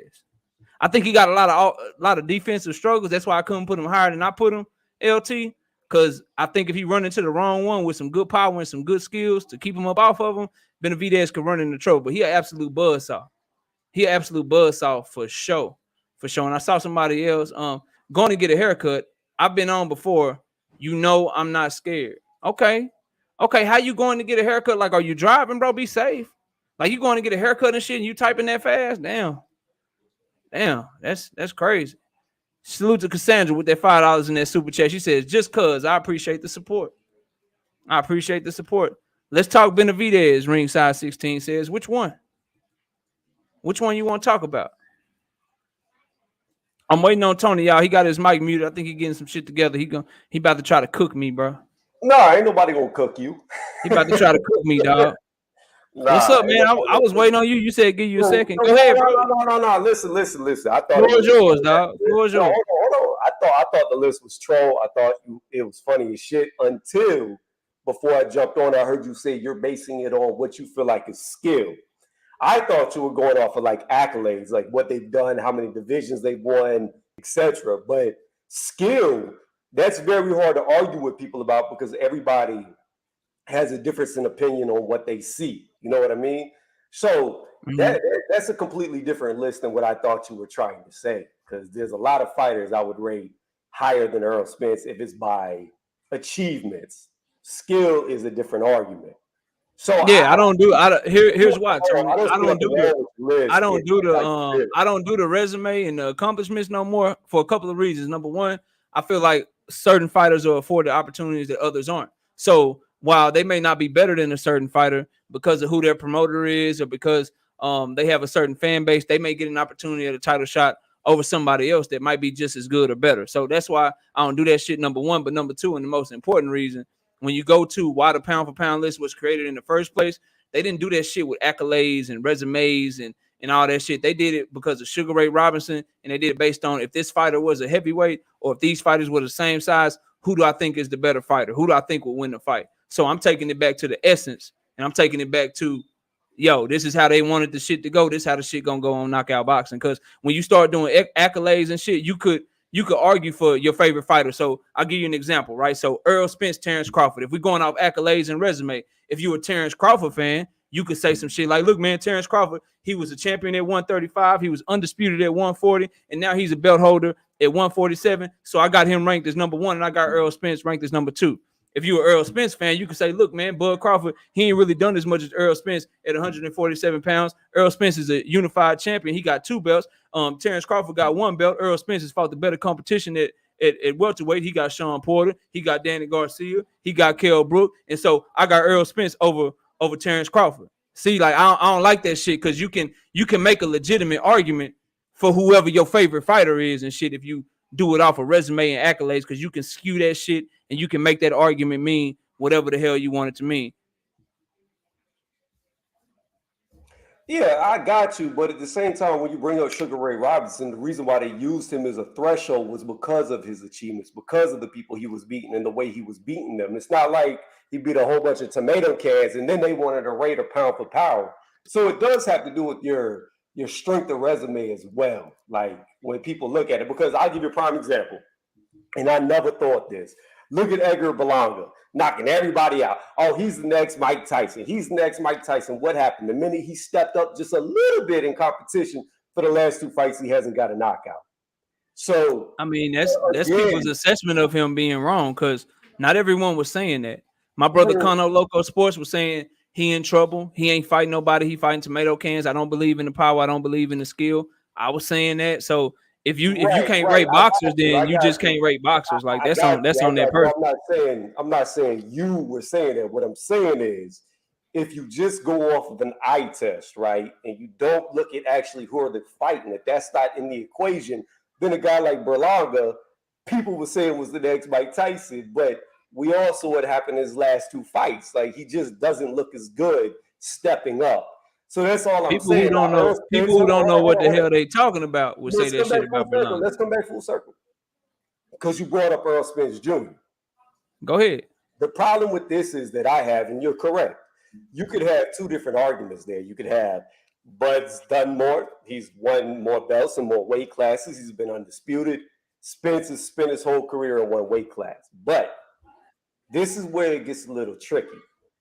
If it was a hypothetical fight, like a fantasy fight that couldn't happen, then you could say maybe this guy is better than that guy, but they're at the same weight class.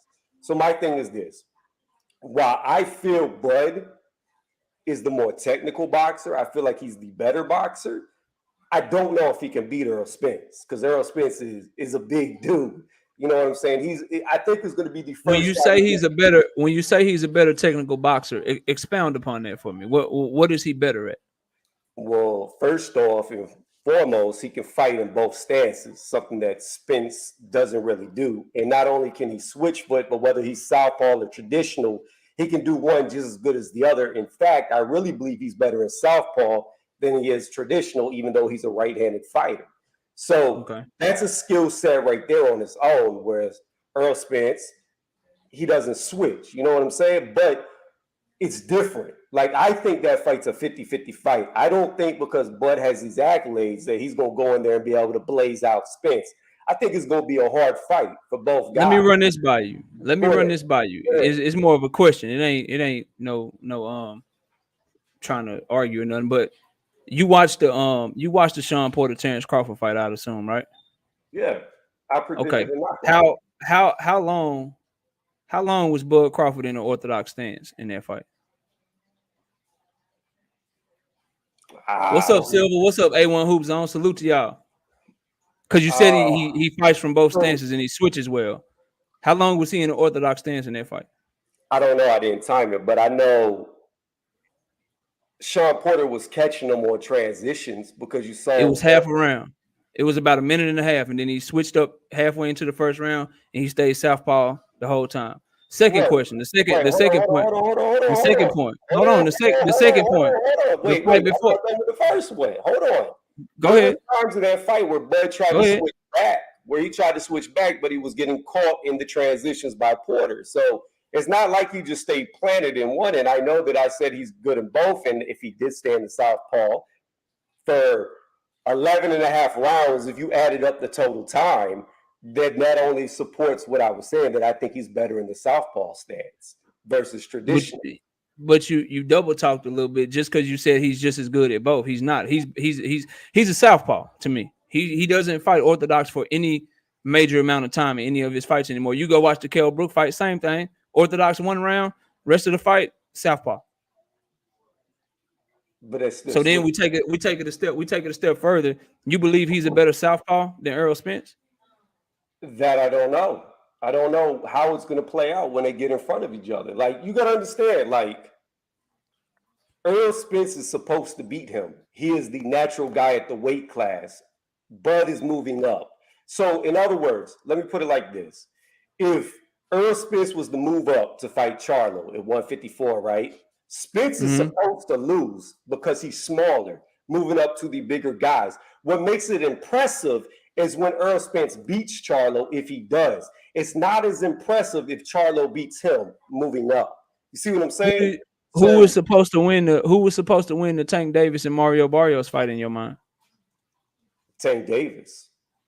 But he was moving up. So by the logic that you just gave me, Barrios was supposed to win, right? I'm gonna stay with the same logic. Mario Barrios started off at 122 pounds, which was a weight class smaller than Tank Davis.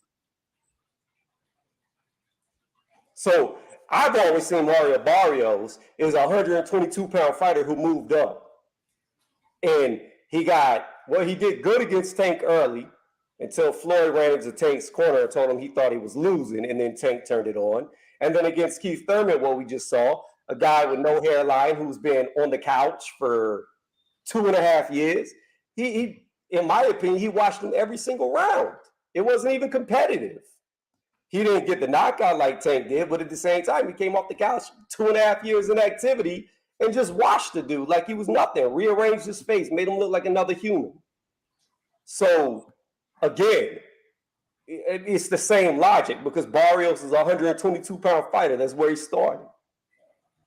It's not the same logic. Mario Barrios had been at 140 way longer. He had multiple fights at 140 before Tank did. He grew into that weight class. As a matter of fact, people were making the excuse saying he was weight drained, and that's why Tank knocked him out and Keith Thurman couldn't. But let's go to this then. So again, on that logic, if somebody is the bigger man, they're supposed to win the fight. So was Juan Carlos Payano supposed to beat Monster Inoue? Is that what we're saying? When Monster Inoue came up from 115 pounds to fight Juan Carlos Payano, is that since Payano was the bigger man, he should have won that fight, right? What I'm saying is, and I'm going to stay with what I said, when you are the bigger fighter, you are supposed to be able to beat the smaller guy moving up. It's not impressive. True, bro. It's not true. Floyd Mayweather was smaller than every welterweight and every 154 pounder he ever fought. Just because you're bigger than somebody don't mean you're supposed to win, bro. But that's what made Floyd so great because he beat so many guys. But bro, you are saying that. That's what you just said. You just said if you are the bigger person, you're supposed to win the fight. You just said that, bro. Let me ask you something, and I'm gonna prove my point. How many Manny Pacquiao's are there? How many Floyd Mayweathers are there? There's Sugar Ray Leonard is very comparable to them. Pernell Whitaker is very comparable to them. I'm not talking about it's a lot of guys on that level. I'm not talking about skill set. I'm talking about you're talking about Hall of Fame. You're talking about Hall of Fame level fighters moving up divisions, right? Right. Canelo is very comparable to those guys. It's a lot of guys that go up divisions. Okay, Canelo didn't, hold on. Canelo didn't go up 5 or 8. If Canelo he went up 4.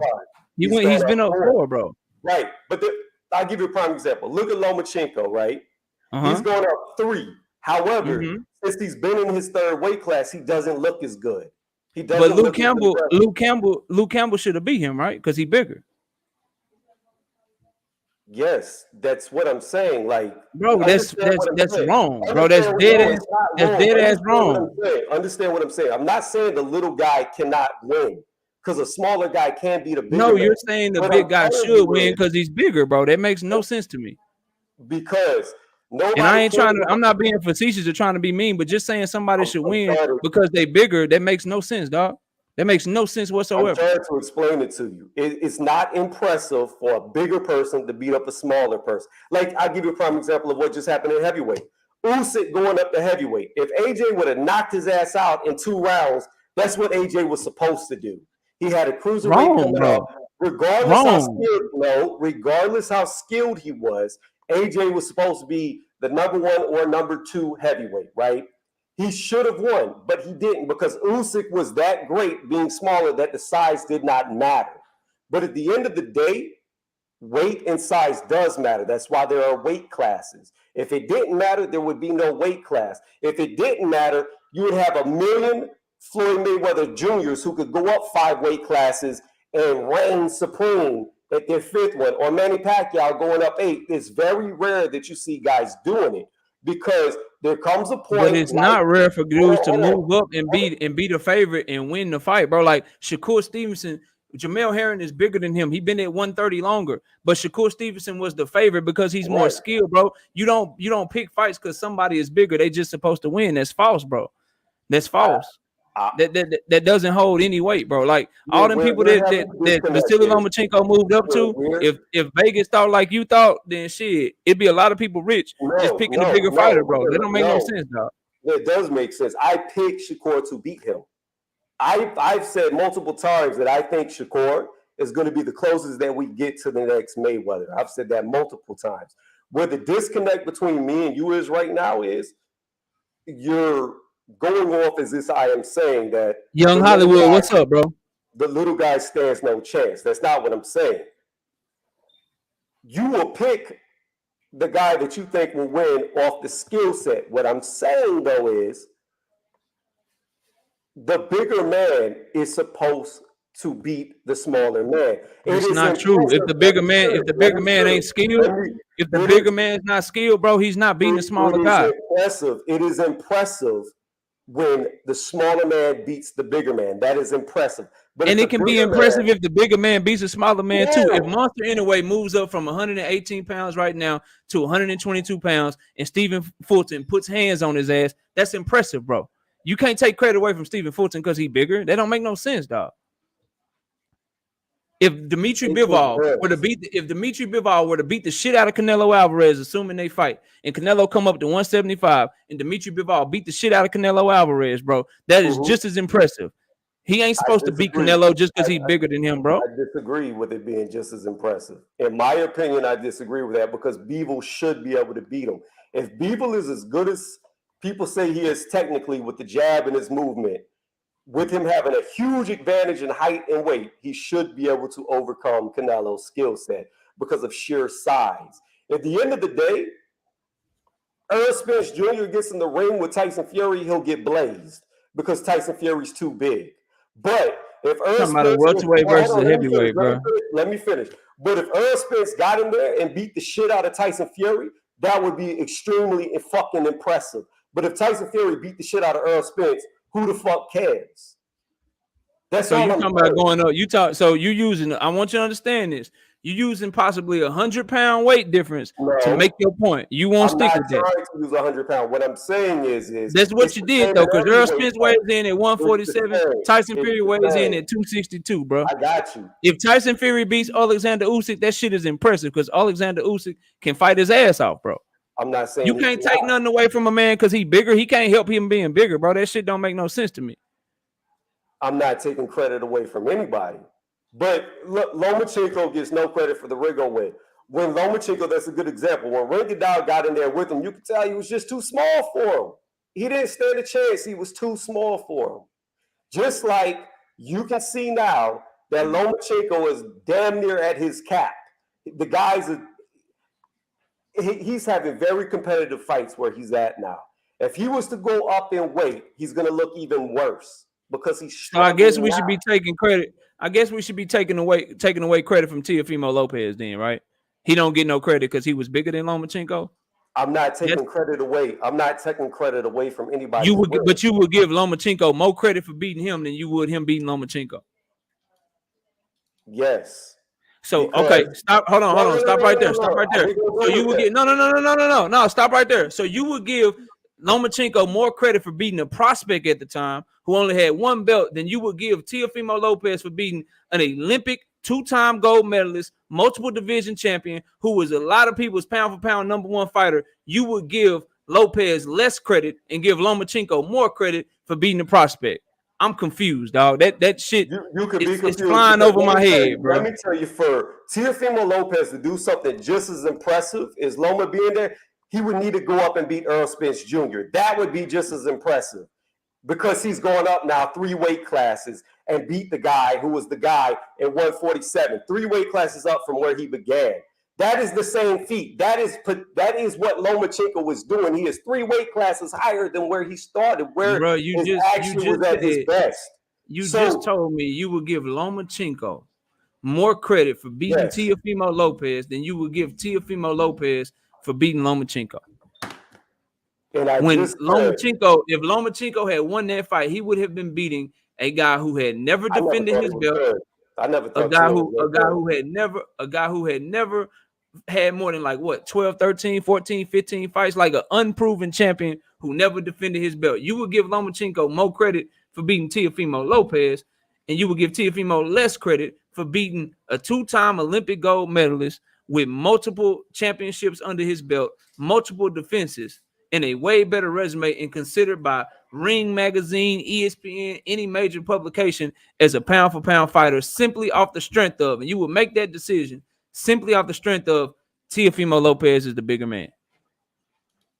Yes, that's that why makes no sense to me, bro. That's why we're gonna have to agree to disagree on that one. Let me ask you. Go ahead, you can ask me. Let me salute my bro right quick. What up, W_right_side? What up? What up, KO, man? Oh yeah. What up, KO, man?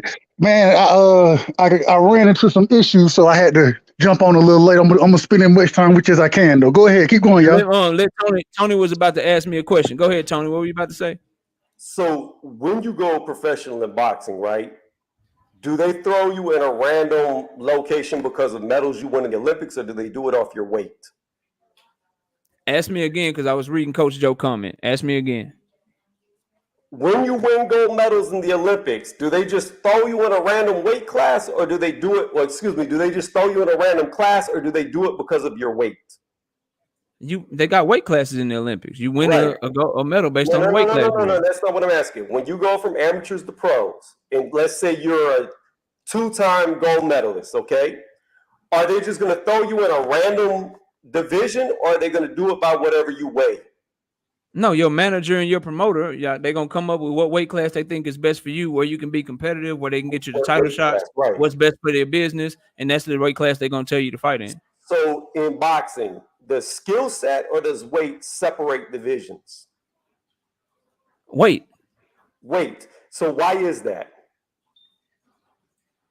Why does weight separate divisions? Yes. Why is weight the emphasis on why there's different divisions? Because all humans ain't the same size. No, they're not all the same size. But why? Why does it matter? If skills is all that matters, then why does it matter if all humans aren't the same size? No, skills aren't all that matters, but you don't take away credit from somebody because they bigger. If you a champion and you highly skilled, right? If you Lomachenko, I'm not gonna take away credit from Teofimo Lopez just because he started at 135 and you started at a lower weight class. He still beat the shit out of a great fighter. He don't deserve less credit for that because he's bigger than you. Because guess what Lomachenko did? He beat the shit out of Luke Campbell.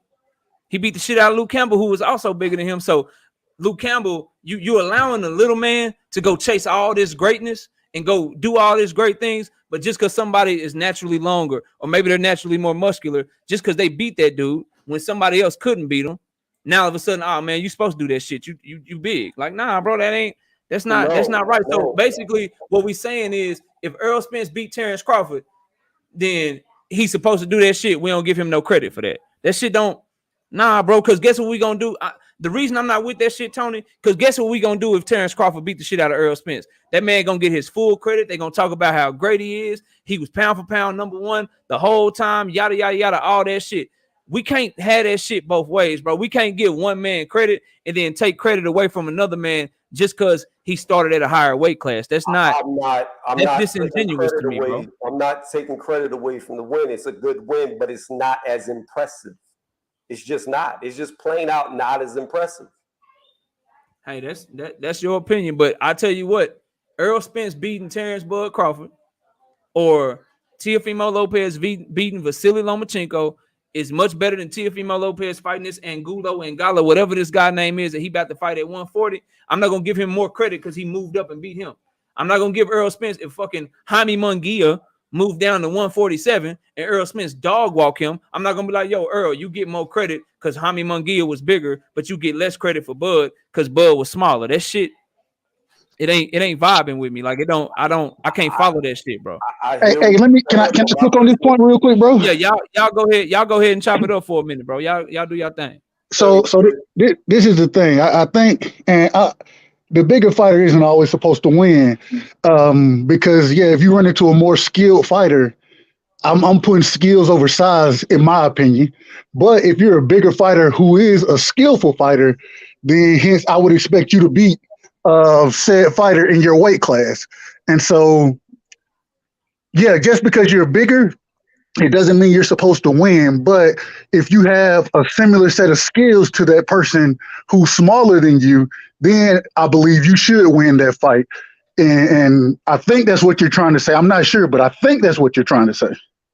That is what I'm trying to say. We're not talking about the bottom of the barrel fighters. We're talking about guys at the top of each weight class. So when the little guy, but you gotta be clear, or we would have never had this conversation because you didn't say, "Hey, the bigger guy with skill should beat the smaller guy with skill." You just said the bigger man, bro. That's why we went off on this tangent. You said the bigger man should beat the little man. Right, you ain't say shit about skill, dog. We weren't talking about bums. We're talking about the elite of each weight class. That's already a foregiven conclusion. I'm not talking about fucking. I can't read your mind, Tony. I don't know that's a foregone conclusion. I can only go based off what you said, bro. That you gave. Look back at your examples that you gave, and you'll see everybody that you named is an elite fighter. And again, I will restate: Lomachenko beating a guy like Teofimo Lopez is more impressive to me than Teo beating Lomachenko. It's no different than if Teo was to go up and fight Errol Spence Jr., which is the same difference in weight divisions, and beating Errol Spence or Terrence Crawford. To me, that is way more impressive than if one of them were to beat Teo. And it's the same thing that Loma tried to do. He just came up short. So Lopez going up 12 pounds to 147 is the same as Lomachenko going up 5 pounds to 135. Loma didn't start at 130. What weight class was he at before 135? He was at 130, bro. Like, you don't go up 2 or 3 weight classes at a time. Like, it seemed like you're using like crazy ass examples to make your point, which is why I feel like, it's not valid to me, bro. And we can agree to disagree. Like, I don't want to, like, we don't have to have a whole thing. You got your view and shit. I ain't trying to change your mind. Just the way I view the shit, just to be fair to everyone, big guys, small guys, Mexican fighters, white fighters, black fighters, Asian fighters, whoever you are. If you beat the shit out of somebody that's good, I don't give a damn where they coming from. They were a good fighter. You beat their ass. That's impressive. You get all the credit, bro. I got you. Get all the credit. Like, Loma didn't start at 130. He started at 126. That 135. No, I know, but he was at 130 first. He was at 130, then 135. He moved up 5 pounds. I got you, but that's not where he started. I understand that. Again, but that's where he moved to 135 from, bro. From 130 to 135. Opinion, but I just personally, I do not find it as impressive if the big man beats the little man moving up. I find it more impressive. It's still a good win for the big man. I'm not taking away the name on his resume. It's still a good win. But to me, it's more impressive if the little man beats the big man. That is more impressive to me. Shit, if it's the big man like Yordenis Ugas beating the little man like Manny Pacquiao, shit, that's impressive as hell from the big guy. I'm sorry. Like, I don't that size shit, like, Nah, bro. Like if you cold and you've been balling in that weight class, just because you smaller, I'm not gonna say, oh man, he was bigger than you. So shit, that's not as impressive. That's just in some cases I would say it's more impressive because usually the little guy, he got better footwork, he's quicker, his hands are faster, he usually has a better gas tank, he usually throws more punches per round. So size ain't everything, bro. Like that shit can be very impressive if you find a way to take some little dude, keep him in the box, cut the ring off on him. He can't get his work rate off. He can't take the angles that he usually take because you got such a great game plan. That shit is impressive, bro. That shit is impressive. Like to be able to corral somebody smaller, quicker, faster, more fleet of foot than you and beat them solidly. That's something to be that's impressive as well, in my opinion. But you might like the David versus Goliath type shit, bro. And I ain't mad at you. I ain't mad at you for that. That's why we have different opinions and perspectives, and that's why boxing talk is such a great thing, and boxing fans is such a great thing to talk with, bro. Even using that example, what made David so impressive when he slayed Goliath? He did that shit with a slingshot, bro. No, what made it impressive was because he was so small in comparison that everybody thought it was a joke. If Goliath would have went over there and ripped David in half, nobody would have talked about this story. It's just been another guy. Yeah, but I'm talking about. Remember, we talking about the elite. I'm talking about the little guy that's like fucking old buddy off 300 and shit, like a warrior, bro. But just listen to what I'm saying. The David and Goliath story that you hear is because David was so small compared to the giant and Goliath. If Goliath would have went over there and ripped David apart, chopped him up into bits with his sword, nobody would even know the name David. He would just been another guy that Goliath was supposed to kill. All right, so go ahead, W. I was gonna go ahead and talk, but you do your thing, bro. Well, this goes into one of my points I want to bring up to you, Knockout. And what's up? First off, first things first. I ain't got a huge problem with your list. I really don't. I think you got a decent list. You know what I'm saying? I would have decent. Come on, bro. That's what they call it? That's damning with faint praise, bro. No, it's nothing. You know what I'm saying? That's like, yeah, bro. Your list all right. It's all right list. Being decent ain't a bad thing. That ain't a bad thing. Listen, though, this is my thing. So in this same conversation, how we talking about David and Goliath, right? I look at a fight, and one of the things that I did, I ain't gonna lie to you, that I thought was I kind of shook me up when you said Devin Haney ain't gonna be on your list. And so I got you. I ain't mad at you. You know what I'm saying? But I will say, for Loma to be on your list and Devin Haney not to be, I think that Devin Haney washes Loma pretty easily because he's a bigger fighter. He has a similar skill level. You know what I'm saying? And I disagree. And that we can definitely disagree on that. I also think that Devin Haney gives Tank a lot of issues because of his length and the way he fights. And Tank stopped him badly, bro. I disagree with you. Because the fights that we saw. Explain to me why, and I'm gonna tell you why I think what I think.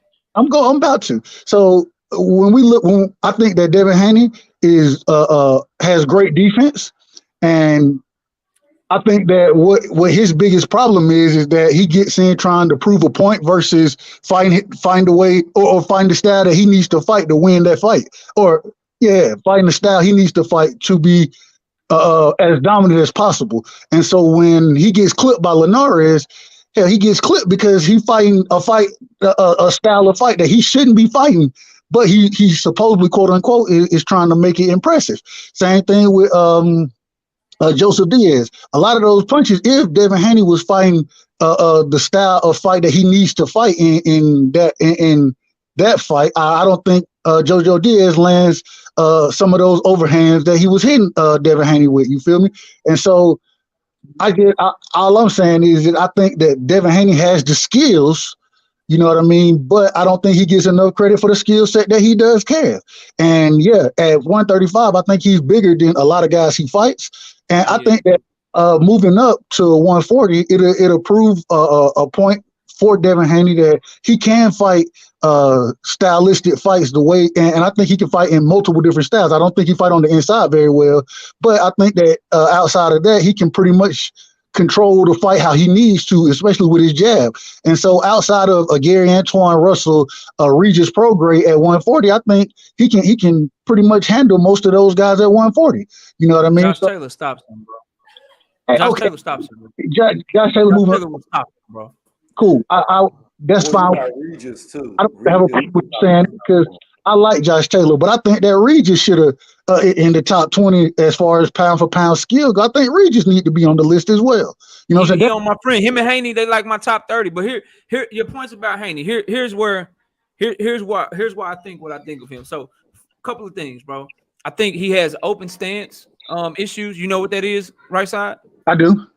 Okay, so issues with the open stance, so issues with southpaws.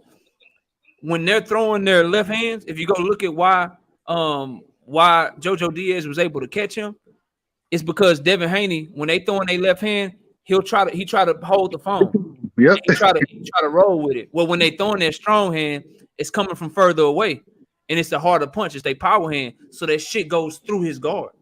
Agreed. And that's why Jojo Diaz shit was able to get through. So when you think of somebody like Lomachenko, when you think of somebody like Tank Davis, they're southpaw fighters.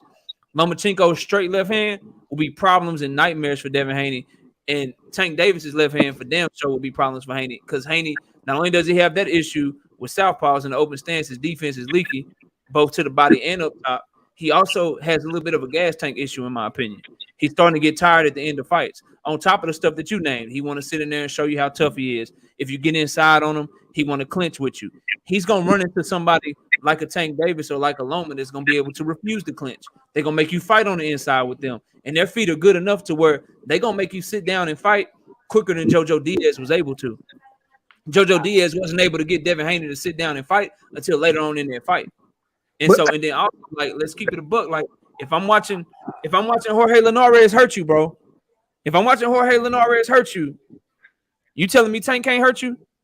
If I'm watching Jorge Linares hurt you and Jojo Diaz close the distance and cut off the ring and shit, you mean tell me Lomachenko not gonna be able to throw feints at Haney? And like, bro, I like Devin Haney. I think he's a very good fighter. I love his attitude about wanting to fight everybody.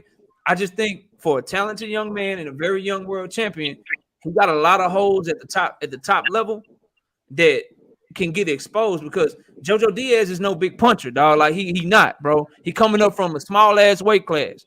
I'm sure Tony would agree with me. That small shit coming up in that case, like he shouldn't be able to hurt you and rock you like that, dog. And now you want to use it. So I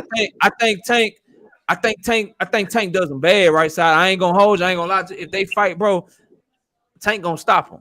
Look. This is what I look at too, though. You can say the flaws of Devin, but you got to look at the flaws of Tank as well. So you could go back to the Mario Barrios fight. The height and the length was definitely causing Tank a lot of fucking issues. And you got to look at Mario Barrios. He's way more flat-footed than Devin Haney. He's slower than Devin Haney. What issues? Hold on. What issues was he getting caught? I want to hear this. He was losing to the jab. He was being kept at bay early in that fight. And Devin you didn't see him pawing Barrios' jab and taking Barrios' jab away. Tank losing all them early rounds. I had Tank way behind whenever he got the knockout. Way behind. Now, I give Tank credit all day long for his power. His power, he does have. However, if a guy like Mario Barrios is reaching range, was giving him issues, a guy like Devin Haney could cause a lot of issues because that jab's going to come a lot quicker, that footwork's a lot better, and he sets up combinations a hell of a lot better than Mario Barrios. Then, if you look at his last fight with Isan Cruz, he was swinging at the air a lot of times off the side-to-side lateral movement, which is another thing that Devin Haney can do quite well if he stays on the back foot. Now, Who was swinging out at air in the Cruz fight? He missed. Tank was on his back foot countering Cruz the whole time, bro. A lot. He missed with a lot of shots, and a lot of shots were blocked. His accuracy was not that good in that fight. In fact, to be honest, me and you saw the fight differently. But I edged the fight to Cruz. I thought Cruz beat him on points. Nah, Tank won that fight clearly 8-4, and he was beating Barrios on my scorecard, and he was beating Barrios on all three of the judges' scorecards. So I don't know this notion that Tank was getting outboxed. He took away Barrios' jab, and he was landing straight left hand upon straight left hand upon straight left hand. His punches were clearly more effective the whole fight, bro. But think about this now. Think about what we saw. Floyd had to come up there and say, "Hey, right now you lose," and I'm not. I'm losing the. Floyd was wrong, bro. The judges disagree with y'all, bro. Floyd was wrong. He wasn't losing the fight, fam. Rivalries all the time, just like Bomac and them told Terrence Crawford he was losing the fight. Guess what? He was up on all the scorecards too, bro. Let me finish, bro. Let me finish. Let me catch a super chat, then I'll let you finish, bro. Hold on a second, man, because y'all attacking my guy, bro. Nah, I'm just fucking around, dog. Salute to my brother LT with that $5 in the super chat. He says, "I'm enjoying this conversation. I'm listening to Knockout. I do like your guest opinions about a good big man beats a good little man." I agree with that, but he ain't say good, LT. He said a big man should beat a little man. That's all Tony gave me. But I actually agree with Tony. If they both good and they equal, then shit, yeah, the bigger guy wins, bro. That's why when I do my list, I'm like, nah, all these dudes got to be the same size. So, for instance, I think if Jerron Boots Ennis and Artur Beterbiev were the same size, Jerron Boots Ennis would beat the shit out of Artur Beterbiev. But since if we talking about real world, if Jerron Boots Ennis getting there with Artur Beterbiev at his size and Artur Beterbiev is his size, Artur Beterbiev gonna stop his ass, bro. So I understand size matters and shit. That's not what I'm saying. That's why I make everybody the same size. Same thing with David Benavidez. I got David Benavidez number 10, right? I got him number 10. I got Shakur Stevenson number 3. If they're the same size, I pick Shakur Stevenson to box circles around David Benavidez. But if they fight as is, David Benavidez beat the dumb shit out of Shakur Stevenson, bro. So that's why I make my list that way. So I agree with him too. He just didn't give me that to work with, LT. I think Tony just wanted to come up here and argue with me or some shit, bro. I don't know. I don't know.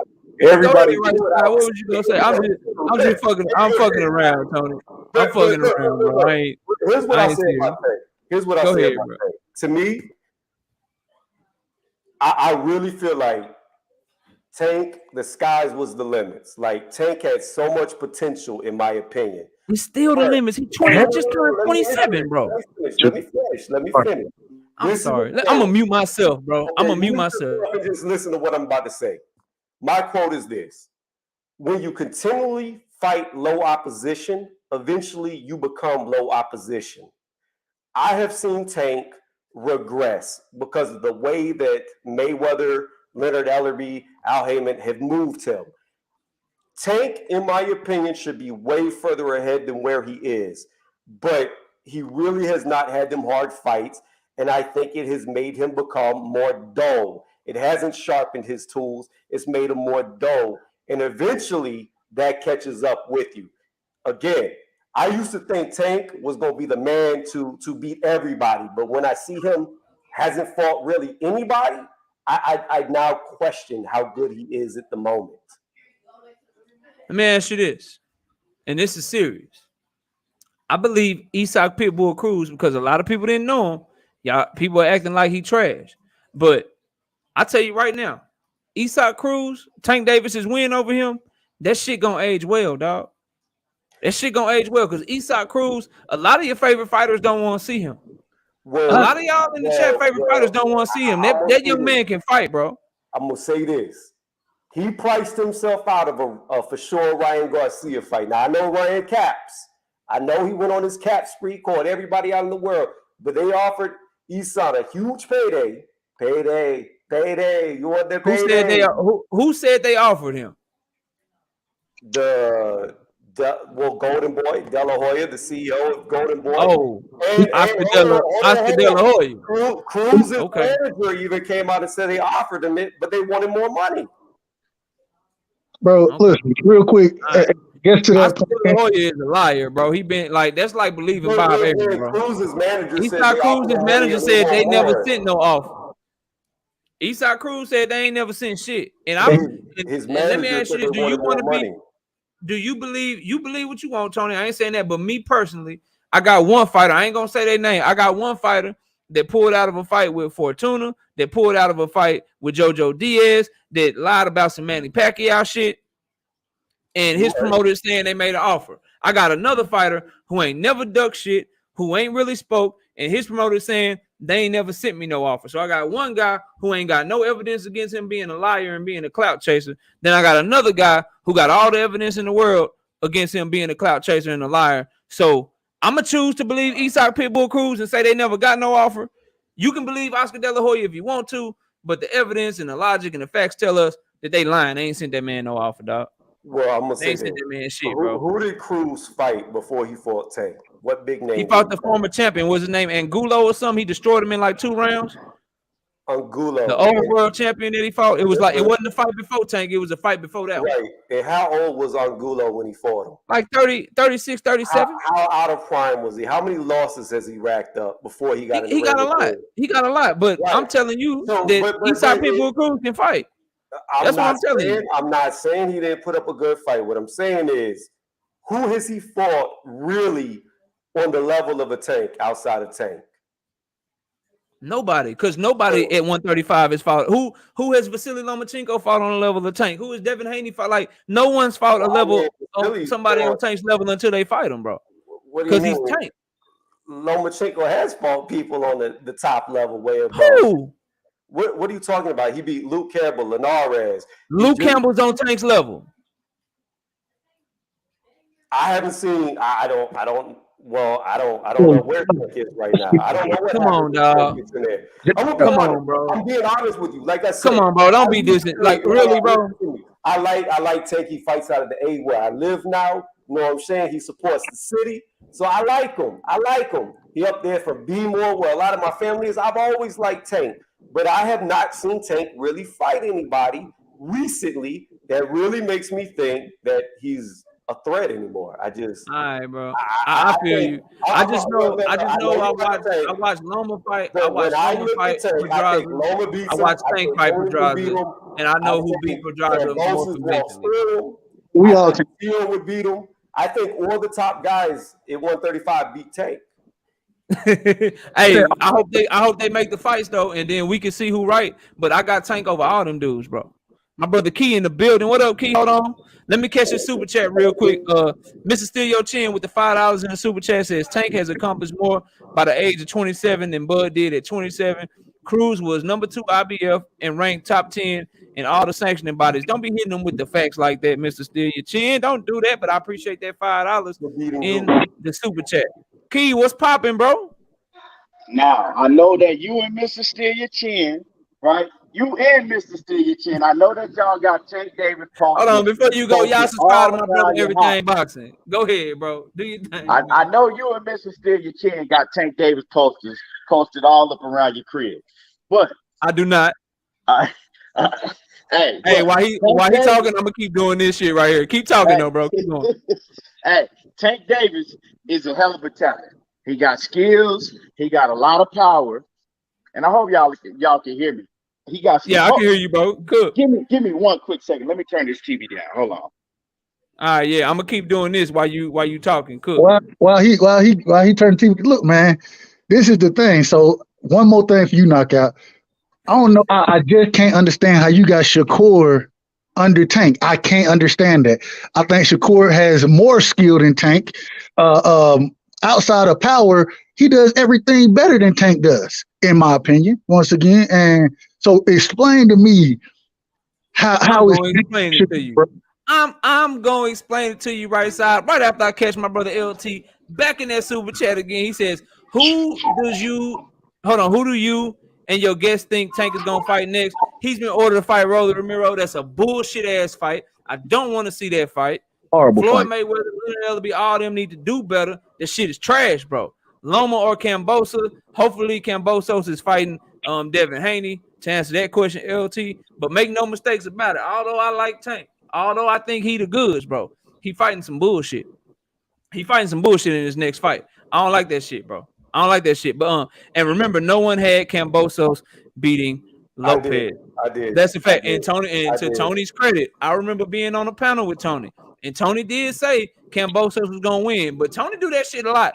Tony picks underdogs a lot. I broke down the whole fucking fight, and it was like you did, bro. But you do pick a lot of underdogs, bro. But let me answer right side question. Right side. This is why I believe that Shakur and Tank are both very good boxers. I think Shakur is a master at controlling distance, and he can make you barely miss and make you pay. But I think Tank's speed will trouble him because it's different making Tank miss than it is making Jamel Herring miss. I think that while Shakur will probably win rounds on Tank, I think the Tank will eventually get to him and hurt him. Until somebody from 135 down takes his power, other than Isak Pitbull Cruz punching down, because remember, Tank gets to punch up with Shakur. Shakur is taller. You have more power punching up. So until somebody that he has to punch up to can take his power, I'm riding with Tank because I think he boxes good enough to where, Shakur, he does some things better. He can probably outbox Tank to a certain extent, but he ain't going to outbox Tank like he did Jamel Herring and wash him every round. He ain't that much of a better boxer than Tank. He ain't going to outbox Tank like he did Joey Gonzalez and just outbox him and Tank can't score no points. So I think that they're close enough in boxing, and I think Tank's explosiveness, his athleticism, and his power are so much better than Shakur's, but that's going to make up for the little bit of advantage that I give Shakur with the boxing skills. Let me catch these 2 super chats, and then Key, I hear you back, bro. I'm going to let you go ahead and cook. Salute to my brother Ringside with that $2 in the super chat, and then, or that super sticker says, hi, hi, hi. Salute to you, Ringside. I appreciate you. Ringside also put another $5 super sticker in that chat with the $5. I appreciate you again, Ringside. And Manny, I wholeheartedly disagree with you. Barrios was losing that fight, bro. He was losing that fight. Y'all acting like Tank was getting outboxed. He was catching that man with clean-ass left hands, took away the length by pawing at the jab and taking that man jab away. I don't know what the hell some of y'all be looking at sometimes, but Key, go ahead and let me have it. I know you finna try to cook me, bro. Go ahead, dog. Well, I mean, I know some fight fans, they're enamored with power, and that's what people are amazed because Tank has so much power. No, he do got skill, right? He do got skill, but Tank don't have skill for anybody to have them pound for pound number one. And I know how you base your pound for pound list off of skill. It's plenty of fighters that I see that got more skills than Gervonta Tank Davis. Well, then name him then, Key. Name him then. I will name him. First off, Shakur Stevenson got a lot more skill than Gervonta Tank Davis. I mean, you can't look at, if they get in the ring and fight, I know you're talking about, he can't stay away from Tank for 12 rounds. He don't need to try to stay away from Tank for 12 rounds. I don't know how many times y'all need to really go back and study Shakur Stevenson. Just because you seen him moving around in one fight with Jeremiah Nakatila or whatever, everybody had bad fights. You know what I'm saying? And that wasn't even a bad fight. He won every round. You know what I'm saying? Mm-hmm. The man won every round. Right? They just hating on him. You know how they do. Chill out, man. I got you, man. Hold on. He mad because I didn't turn the TV down. Hey, but so I mean, that wasn't even a bad fight. It was just a different stylistic fight that we was used to seeing Shakur Stevenson fight, because we used to see him fight on the inside. He'll fight you at the distance, and he'll fight you at mid-range. But he likes to rough it up with you on the inside. We see Shakur fight like that a lot. He ain't just no dude that's gonna stay on the outside. Shit with Tank. He ain't doing that shit with Tank Davis, Key. Like I said, he's just not nobody that's gonna stay on the outside and try to run from you. And as far as the Tank Davis, you're talking about, I don't think he can stay away from Tank Davis for 12 rounds. Do you think the nigga just gonna get in there and try to run from Tank? No. Shakur Stevenson has the skill set to where he can fight with Tank however Tank want to fight. If they want to fight on the inside, Shakur Stevenson is slick enough to slide in, slide out, you know what I'm saying? And fight Tank on the inside. He can fight Tank in the mid-range. Power ain't everything. Tank can't do shit. He can't do shit. I never said that. I never said that. Power is not. I know you just so mesmerized with Tank Davis's power. I'm not, bro. Tank Davis can fight, bro. But he can fight. But you basing it off of power because you. No, I'm not. No, hold on. You specifically said that Shakur Stevenson. You don't see Shakur Stevenson being able to stay away from Tank for 12 rounds. That's what you and said. I also said Tank Davis boxes well enough to where he can counter Shakur. He can jab with Shakur. He can box with him, bro. He got all the shit he got. Wait, hold on. And so when you look at Shakur's, right, when you look at his stats, he only get hit about 5 to 6%. So I don't give a damn how much power that Tank got. If you can't catch nobody clean, hey, let me back you up. If you cannot catch nobody, if you can't catch the opponent that you in the ring with clean, your power don't mean shit. Hey, your power don't mean shit. Hold on. Let me add to that real fast. I agree with you, bro. Hold on. I'm gonna add to you real fast because you left this part out. Not only does Shakur have the best defense in all of boxing, but he's the most accurate fighter too. Okay. Who is that? I want to ask, and this is for my brother Key.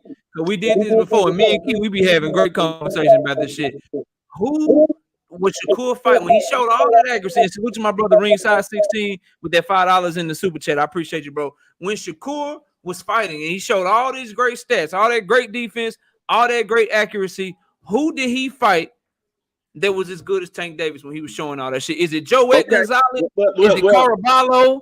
Is it Jamel Herring? Who is he showing this shit against? Let me finish, right? Because we're talking about skills, right? Now, who have you seen Gervonta Tank Davis display just all these skills that you said that he got, right? You take the power out of it. You take the power out of it when he stepped up with, you know what I'm saying, it ain't subpar competition. Because he ain't never fought an A-class fighter yet. He ain't never fought a B-plus class fighter. And I know neither of them have. Neither one of them have, bro. I know a lot of people just so. Leo Santa Cruz. Hold on. Tank did fight an A-class fighter. Hold on, let me finish. No, let keep cooking. Go ahead, Keith. Because I heard y'all niggas talk the whole time. You got to give him Pedraza. Let him go, Tony. Let him go. A-class fighter. If anybody that tell me that Pedraza is an A-class boxer, you don't know shit about boxing. He do look good at 140 though, Keith. He do look good at 140 though. He's never been an A-class fighter at no weight class. Pedraza, we've already done this. I went down Pedraza's whole resume. He's cool. He's not an A-class fighter. I don't know what you think an A-class fighter is, but Pedraza ain't it. You know what I'm saying? He's cool. He's all right. And at the time that Tank Davis fought Pedraza hadn't fought nobody. And you can't tell me because he had Tevin Farmer on his resume when Tevin Farmer had like 6-7 fights. Tevin Farmer he didn't have no amateur career. Tevin Farmer at the time was still learning how to fight. He was still learning how to fight. A whole different Tevin Farmer than what we got to see, later on, years down the line. But other than that, when Pedraza won, when Tank and Pedraza fought, Pedraza hadn't fought nobody. He hadn't beat nobody. He won a fucking vacant title. You know what I'm saying? It was a vacant title. It just like it is funny that we bring this Pedraza stuff up. Why? Right? I was listening to Luis Cuba Arias, right?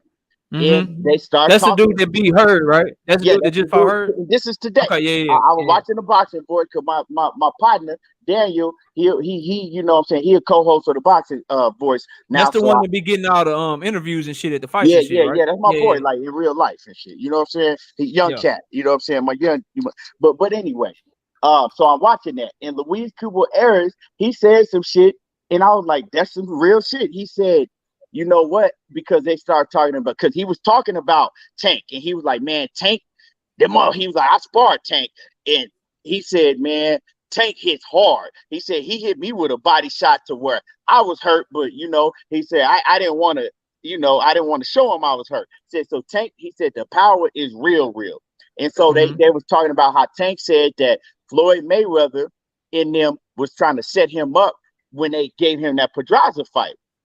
And he was just like, nah. He said, that's some bullshit. He was like, he said, Tank just said that because of some outside things that they had going on at the time. He said, but if Floyd was trying to set Tank up, he said, they wouldn't have tried to do it with Pedraza. He said, because Pedraza wasn't the one. He said they would have put him in there with a Vasil Lomachenko, if they wanted to set him up. Not Pedraza.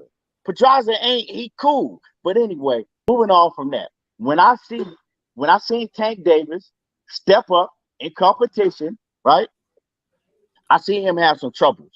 I've seen him, and it took him a while to figure out what's his name, Barrios, because Barrios, and Tank, he said himself, he was like, man, I didn't know how I would be able to perform against a dude that big. You know what I'm saying? With 8 ounce gloves, jumping up 2 weight classes, showing greatness and shit, so bro. I'm not even tripping on that, right? But I seen him, in the Gamboa fight in a couple of those rounds. I seen it, and Gamboa was on a torn Achilles tendon, right? In his ankle. He couldn't even walk, right? I seen him with Leo Santa Cruz, volume and everything was frustrating Tank Davis for a while. But see, and I told everybody before he fought Leo Santa Cruz, I said it's an easy fight for Tank.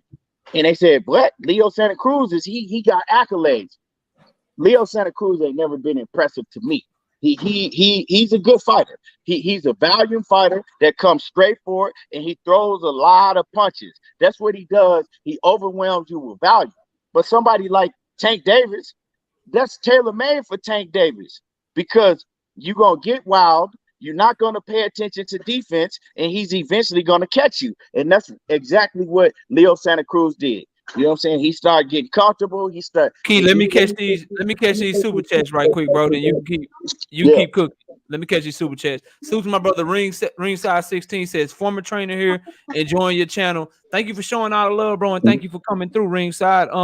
Put another comment in the chat, Ringside, if you still here, and I'll wrench you up, bro. I appreciate it. And Manny, you should have been had a a wrench. So let me get you wrenched up. Mr. Steal Your Chin, we got to get you a wrench. And then salute to my brother LT in that super chat. He says, what is with your guest tonight? Man, nothing. We're just talking boxing, bro. I love these dudes, man. I'm enjoying them, but man, power is everything. Out of all my years watching boxing, power is the greatest equalizer. That's a fact, LT. Talk to these boys up here. And then salute to my brother Kevin Knight in that Cash App with the $5. And salute to the Skywalker, my brother Tim Mouze with that $5 in the Cash App. Go ahead, bro. Keep cooking. Well, I mean, tell your dude what happened to Mike Tyson. He had all the power in the world. That if he didn't have the skills of Tank Davis, right? It don't mean everything, but it is a great equalizer. Somebody is just a little bit more skilled than you. I mean, my man Deontay Wilder, he my favorite fighter. He got all the power in the world. If power is the great, he got a right hand, bro. Everything, you know what I'm saying? He got a right hand. Tank Davis got power in both hands. And I've seen plenty of fighters, bro. I don't know how long he been watching boxing, but from the sound of it, I've been watching boxing way longer than he has, and I done seen plenty of fighters, right? I've been watching boxing since that I can really, really, remember and break down the fight since 1986. So, I mean, I done seen a lot of fighters that had a whole lot of power, and power ain't everything. So you miss that shit. The best one is how Kawasaki disposed of Jeff Lacey. Like, Jeff Lacey had that left hook, all the power in the world. It didn't mean shit. Right. Eventually, the thing I think we gotta mention, y'all. If we keeping it a buck, I want to say this. If we keeping it a buck, Tank Davis got more skills than Deontay Wilder. Now, like, way more skills. We can't do that. More. Oh yeah, he do. So his power is a little different because it comes from both hands, different angles. There's some counter punching and shit in there. It's more precise. It's more accurate. The hands are faster. Like, it's not even comparable. It's not comparable. It's not even. Go ahead though. Go ahead and say what you were gonna say, Tony. Yeah, Brother Keith. Like, I again have to come back to. I disagree with you with Pedraza. Like, the dude. No. Hold on. He's never been an elite fighter. Yeah, y'all chop it up on that. That's a good. Y'all chop it up on that. Let Key and Tony chop it up. Not only did he win the featherweight title, which you said he won in a vacated, but he went up and won the lightweight title too, the WBO, I believe. Who'd he beat? Hold on. There's only been I'm about to tell you. There's only been 3 fighters that have beat him. There's only been 3 fighters that have beat him. I'm asking you a question. Who did Pedraza beat? You keep jumping in. Listen to me. I'm asking you a simple question. Listen to what I'm saying. He's only lost to 3 fighters. I know that. You don't have to tell me. No. Listen to me. I am not arguing that he is elite, but he is definitely an A-level fighter. He is not an A-level fighter. He's not. How many B-level fighters? He is not an A-level fighter. How many B-level fighters are 2 division champions? Like I said, who did he beat? He beat No, I want him to tell me who he beat. Look up your box, Rick, because I know you don't know. So he just beat Julian Rodriguez, who's a very good fighter at 140 pounds. Like, the dude's got good wins. So I asked you who did he beat, and you tell me Julian Rodriguez, who was an undefeated fighter. Bro, you come on. He's up his 3rd weight class. Pedraza is not an A-level fighter. Quick, we getting money. Salute to my brother W_right side in that cash app with the $5. Right side, I appreciate you. Y'all go ahead. Don't Pedraza is not an A-level fighter. He's never been an A-level fighter. He never will be an A-level fighter. You know what I'm saying? I don't know what an A-level fighter is to you, but Pedraza ain't it. Now, going back to what I was saying. Who's an A-level fighter? No. If Pedraza's not an A-level fitter, what's an A-level fighter? Now going back to what I was saying. No. Tell us. Give me an example. What's an A-level fighter? What weight class is Pedraza in? What weight class is Pedraza in right now? He's in 140 right now, Key.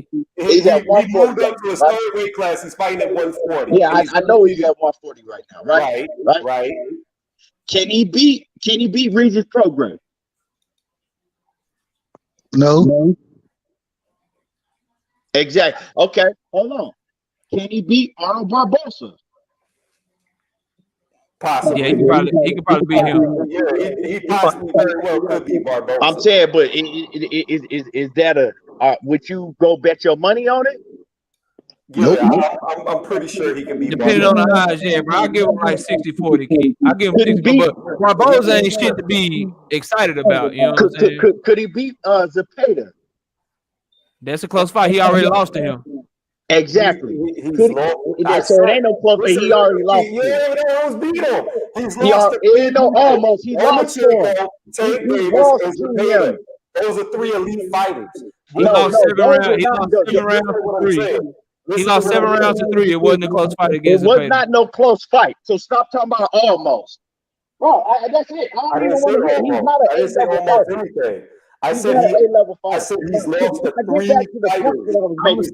I'm gonna stir the pot a little bit, and I'm gonna say Shakur Stevenson ain't fought no A-level fighter either. Yeah, but when you look at Shakur Stevenson and you look at Pedraza, the skill set ain't even close. So let me ask you a question. The skill set ain't even close. No. Let me ask you a question. No, hold on. If you only lose to elite fighters, then what are you?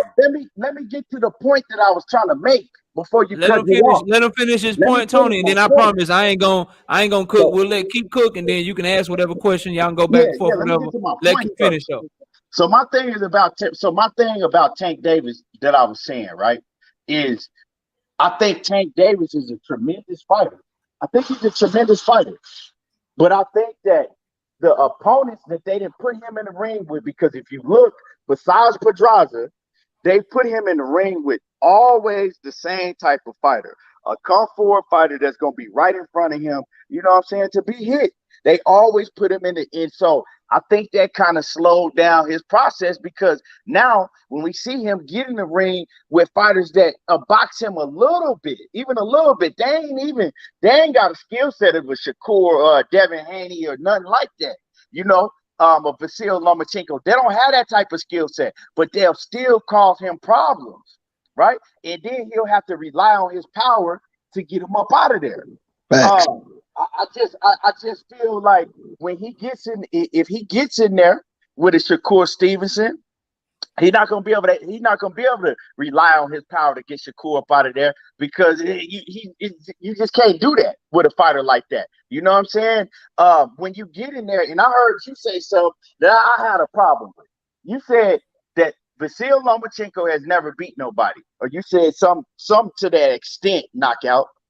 You said, who has he ever beat or whatever, Vasyl Lomachenko. That's what you said. I don't remember that, bro. But go ahead. I thought I heard that. I might be wrong, but maybe I came in like on the tail. Probably came in on the tail end of it, because I was actually taking up for Vasyl Lomachenko today. Okay. Bro. Another thing is like, if you put Tank in the ring with Vasyl Lomachenko, when I look at that fight, I'm like, okay, yeah, Tank's power will cause him problems, but then How's Tank going? You know what I'm saying? When Brazil is his boxing skills and his footwork, how's Tank gonna deal with that? Right? If his power is not able to nullify that, you know, and so it's still a lot of questions with Tank overall. I don't in just my look opinion, at him and think in that my he opinion, can Keith, beat everybody in his own weight class. To answer that question, bro, then I'll give it right back to you. To answer that question about like Tank Davis versus Lomachenko, I think all those angles and all those footworks, Loma just used that shit to get his left hand off. So all that shit, he angling to his right, taking steps to his right, all that shit is right into Tank Davis's left hand. But we have all them counter uppercuts, them counter left hands that he likes to throw, all of that shit is right in Tank Davis's wheelhouse. So I think it's a great fight. I favor Tank in that fight, but I ain't, you know. I feel you. I mean, we gotta see the fight. Favor Tank in that fight too. I might favor Tank right now in that fight too. But you want to see the shit. I'm believing the shit without seeing it, and you like, hell no, knockout. We need to see that shit first. No, but I'm saying I've studied Shakur Stevenson in a real live boxing fight, and I've seen him put together all his boxing skills. I ain't never been able to see that with Tank. The closest thing that we got to see it with we talking about some shit 5 years ago with Pedraza. You know what I'm saying? Like I said, Pedraza is, to me, really Pedraza is on the same level of a Jermall Herring. Like, he's not no better than Jermall Herring to me. They're on the same level. I think we can agree. That both Shakur Stevenson and Tank Davis beat the shit out of everybody on each other's resume. Right. Yeah, I think we can agree with that. I definitely agree with that. But as far as the skill set, when you compare the skill set, I need to see Gervonta Tank Davis in there with somebody that can box. Somebody that, you know what I'm saying? Somebody that, because I want to see. I don't know. The little things that I seen with him getting frustrated, you know, I don't know, bro. I don't know. I want to see it. And I can't put him now as far as Errol Spence at number 2. I didn't agree with that shit. I like your list, and I like how you do your list. I didn't agree with Errol Spence if we're going skill for skill. And Errol Spence my favorite fighter, but I didn't agree with that neither. Because so where would you put Tank if you were making a list based off my criteria about where? And I don't want to have you get too far into the weeds, but if you had to guess about what number would you put Tank, what number would you put Shakur, and what number would you put Spence if it was your list? Just off of how you grade your list, just skill for skill, like all around skills. I know I would have, you know, I got to really sit down and think about that, but I definitely would have Tank in the top 10. I definitely would have him in the top 10. You know what I'm saying? Spence, yeah, I would have Spence in the top 5 just because of his fundamentals and everything. You know what I'm saying? Like you said, it's something he don't do great, but he do everything good to great. You know what I'm saying? I would have. And then what about Shakur? You had Shakur number 1, bro. Nah, I don't know. I gotta really sit down. I would have Shakur up there. I would have Jerron Boots Ennis up there, just from what I've seen, because everything that most of these fighters like a Tank Davis, is Shakur, Jerron Ennis, and all these fighters, we're going strictly off an eye test from you know, just being able to watch, because unless you're talking about you know, Terrence Crawford or Errol Spence, we ain't really seen a lot of these dudes in there with just the best competition. You know what I'm saying? So we got to go off of we got to go off of skill, like Devin Haney. When you talk about skills, I like Devin Haney, but then he has more holes. Like the holes that he have in his game, you know what I'm saying? It's kind of like the wide. That's what I was trying to tell the brother right side, bro. Like the way he hold the phone, bro, he be getting caught with left hands and shit, dog. But I still think he in the top 20 as far as pound for pound go. I agree with that. I agree with you, but I still think he in the top 20 pound for pound as far as skill go. I got you. Yeah, but man, I'm still trying to find out who these A-level fighters are. Yeah, let me let y'all let me catch your super chat, and then Tony, let me let you throw your A-level fighters. Let me catch your super chat. LW, you say you got Inouye number 1. You got to come up here and explain yourself, LW. If you got some time, I got the StreamYard pinned up there. If you got time, LW. I don't know if you're busy or not, bro, but you can if you want to hop up, you can, bro. But this might be Coach. I don't know if this is Coach. It say ringside 16, but with the $5 in the super chat. But he's saying some shit. Coach will say David Benavidez will beat Canelo. That's a lie. Nah, I don't agree with that. Go ahead, Tony. You go. What were you gonna say to Keith? What was gonna be? I was just asking, who are these A-level fighters that he claims that Pedraza's not? Because in my opinion, you talking? Hold on. I'm not done talking. My opinion is this. This is my opinion. If only elite level fighters can beat you, then the next way down is an A-level.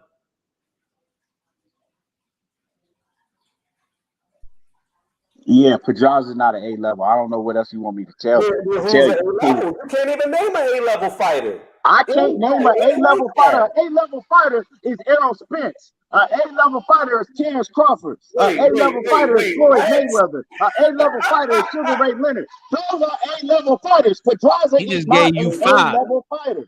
He just said Terrence Crawford and Errol Spence are A-level fighters, even though they're the elite of their divisions.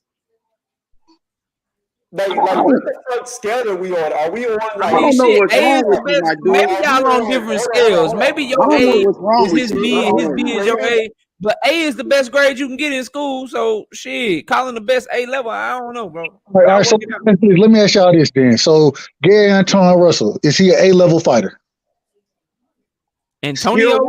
Yes, he is skill-wise. Yes. Oh, Antoine, is he an A-level fighter, bro? He right here. Look. Yeah, number 7. Yeah, A-level fighter. Shit. Hell yeah. So I'll be asking my brother up top above me. My bad, man. I'm bad with names. So, but do you think Gary Antoine Russell is an A-level fighter? He talking to you, Tony. Tony, yeah. I would say that competition-wise, I would not put him anywhere near A-level. Skills, not competition, skills. That's subjective. Anybody can look good beating up low opposition. But he just said Pedraza is an A-level fighter. All right. I don't even need to talk about this no more. I hate to say this. Okay, compare the two's resumes, and they're not even in the same stratosphere. Like, what are we talking about right now? They all are. The problem is here's the problem. You know Pedraza is a good win for Tank, and you dislike Tank so much you don't even want to give him a good win. How the hell are you talking about a dislike Tank? Look, I argue with him about Tank. How you gonna say I dislike Tank? At least I can do that. You can't. He just got Shakur beating him, Tony. That's all. He just got Shakur beating him. That's all. Are you hard of hearing, dog? What is you talking about? I dislike Tank. I do not know if Tank wins or loses against Shakur. That's a very good fight. The only thing is I would question is, does Shakur have enough pop to keep Tank off of him? If he doesn't, he could end up getting knocked out, just like Leo Santa Cruz. Okay, that's cool, but you still said that Pedraza is an A-level fighter. You say I don't have no problem with you saying that, but you talking about Pedraza is an A-level fighter. He is. I have a problem with that. He is an A-level fighter. He is not an A-level fighter. He is. Pedraza beats all the C's. Excuse me, let me start at the bottom. He beats all the D's. You needed knockout boxing to tell you who he beat because you didn't know. When I asked you, you got real quiet. What are you talking about? I told you who he beat. I named the name. You didn't even know he was at 140 pounds. Do we need to go back and replay that? I didn't know that Pedraza was at 140 pounds. I said Julian Rodriguez. I said he what just you mean I didn't know he was at 140 pounds? What are you talking about? I know that. I answered your question immediately. Like, what are we talking about here? I gave you an answer within. You waited for knockout, and knockout gave an answer.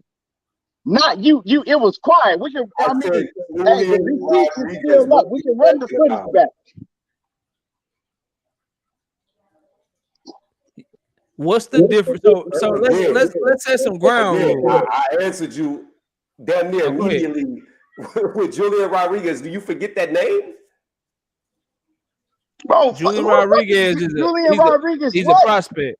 He's a prospect. He was like, what are you talking about? I Julian Rodriguez. What are we talking about? You telling me he's an A-level fighter because he beat Julian Rodriguez? What I'm telling you is, everybody be quiet. My brother Ring 16 again showing out in the super chat. Hold on, Tony. Let me get my bread, bro. Let me get my money, man. Salute to my brother Ring 16 showing big love again, showing out. Y'all are showing out tonight. Thank you for the love, my brother.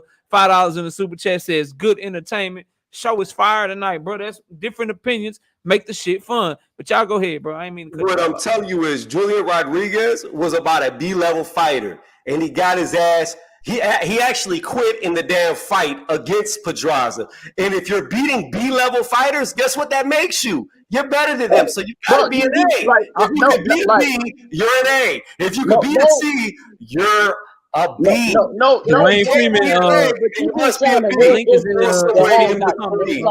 only people, I will restate this for you. The only people that beat Pedraza are elite fighters. You talking about that Julian Rodriguez is an A-level fighter. Nobody even know who he is. He ain't never. What are you talking? You talking about a prospect that's never done nothing in his career, and that's your argument for Pedraza beating him? That's I said that was his last win. You said who did he beat? I gave you who he beat. You sound, bro. You question. I told like I said, man. He also beat people like Steven Smith and other fighters. Like, what are we talking about? You naming fighters that are nobodies. What did you get? Just like your dumbass argument with that you was trying to argue with Knockout, saying, "Oh man, if a guy is bigger than the other guy, they support that." Man, you've been on one tonight. You on tonight, bro. You need to go back. Right, you need to go back and don't bring me into this, Tony. No, they did not agree with you, bro. Hold on, no. They did not agree with you, bro. You came on here and said that he said something about Lomachenko that he didn't even say. You the one that said one because you hearing shit. But what does that have to do with the fucking price of tea in China? What we talking about right now? What does that have to do with anything we talking about right now? No. That has to do with this. You're the only one that's incoherent. No, I think that you're the only one on this panel that don't know shit about boxing. That's forgetting things that have been said. No, I think that you really don't know shit about boxing. All over here like you're a senile old man, like you're forgetting shit. You told me that Julian Rodriguez is an A-level fighter. And you said that Pedraza beat him, that makes him an A-level fighter because nobody even know who the fuck Julian Rodriguez is because he ain't never fucking beat nobody. He's still a prospect. Stop it, man. Go somewhere with that. You need a nap. You need a goddamn nap right now. What I told you was, if you ain't telling me nothing, bro. Fighters, you're not telling me nothing. If you can't tell me nothing, you ain't told me nothing. Because what you said don't make no type of sense. I will keep saying this until it sinks into your head. For real, it don't make no type of sense. Can be B-level opponents, and he only loses to elite, then he must be paid. He is also. We didn't even know he was a two-time champion in 2 different weight classes. Hey, y'all! I gotta wrap up the show, bro. Y'all. We'll do this next week, but I gotta wrap up the show. Y'all give Hold on. Before we wrap it up. No. I gotta wrap it up right now, bro. So give your last words, man. No. I'm talking to you, Knockout, because we're gonna bring this up before you go. So go ahead, bro. How many push-ups is on the line for whenever Dillian White whoops the fuck out of Tyson Fury? That's all I want to know.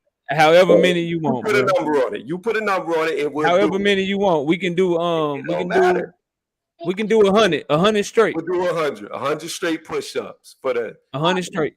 You got Fury, I got White. That's a bet. Go ahead and give your last words. Go ahead and give your last words, Tony. Let everybody know where to find you, all that good shit, man. No, I don't do that. I don't shout out my channel on other people's. Okay, you're more than welcome to, bro. But I appreciate you hopping on, man. We'll go to W_right side, and I see y'all super chats. I'll catch those two in a minute. Right side, go ahead and give your last words, bro. Man, I wanted to touch on where Bud was on the list as well, but we'll go get ahead. No. Go ahead, bro. I gotta wrap it up, but go ahead, touch on that, and then I'll respond to you. But go ahead. All I'm saying is ain't no way Bud gonna be 14 on that list right now, and with some of the guys you got above him. If they were the same size, I got him over better BF. Hell, a lot of individuals on the list. I ain't gonna call every name, but I don't think you gave and I ain't even no big Bud fan, but I don't think you gave Bud enough credit at 14, bro. So you think someone with the strength of Mean Machine can hurt Bud, and you think Artur Beterbiev's strength and power? What we doing there? You don't think he can hurt him? He can hurt him, but I think Bud still will outbox him. Once Beterbiev gets you hurt, how many people have survived him hurting them? Because that's the only question you got to ask with Beterbiev is, can he hurt you? If he hurts you, who survived that shit? I don't know. We ain't never seen nobody survive it. So he got 100% knockout ratio, bro. He is so, his power is so explosive to me, bro. Anybody that's look vulnerable to me, anybody like Bud, he's look vulnerable in terms of his punch resistance. Anybody like that, it's hard for me to see them beating him, bro. It's just hard. And then Bud don't have the legs that he used to have in 140. 140 Bud Crawford, I would favor over Beterbiev if they were the same size. This 147 guy that likes to exchange with you, that likes to show he's a dog, I know that man's mindset. He gonna sit down and he gonna try to trade with Beterbiev at some point. And I don't see it going well for him. I don't think everybody going. I don't think everybody gonna fight the same fight. You know what I'm saying? When they get in the ring with different opponents. So, you know, we will never see it happen. So it's just something that we can always debate. But hey, man, salute to you, Knockout. Salute to the panel. You know what I'm saying? Tony, nice to meet you, bro. Nice to be up here with you. Key, always good, man. Missed your show or was looking for you early.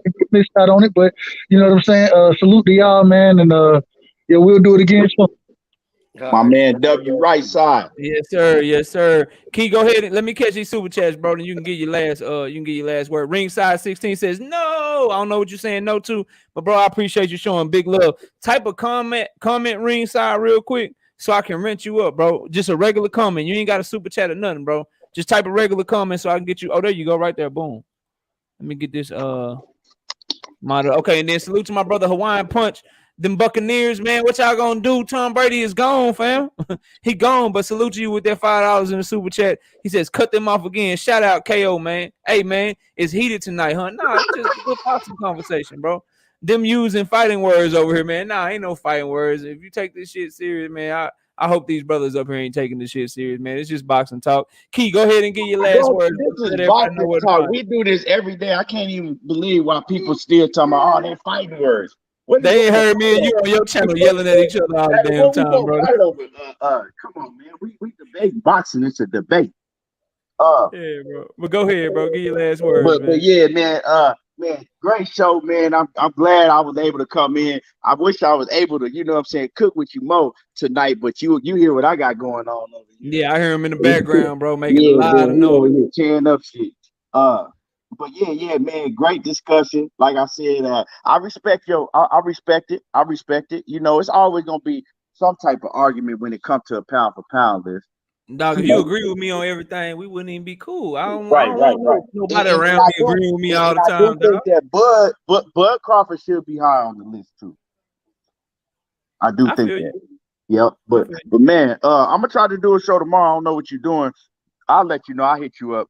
Yeah, hit me up, bro, because I'm be watching boxing and shit. You know, the fights come on early tomorrow and shit. What time they come on?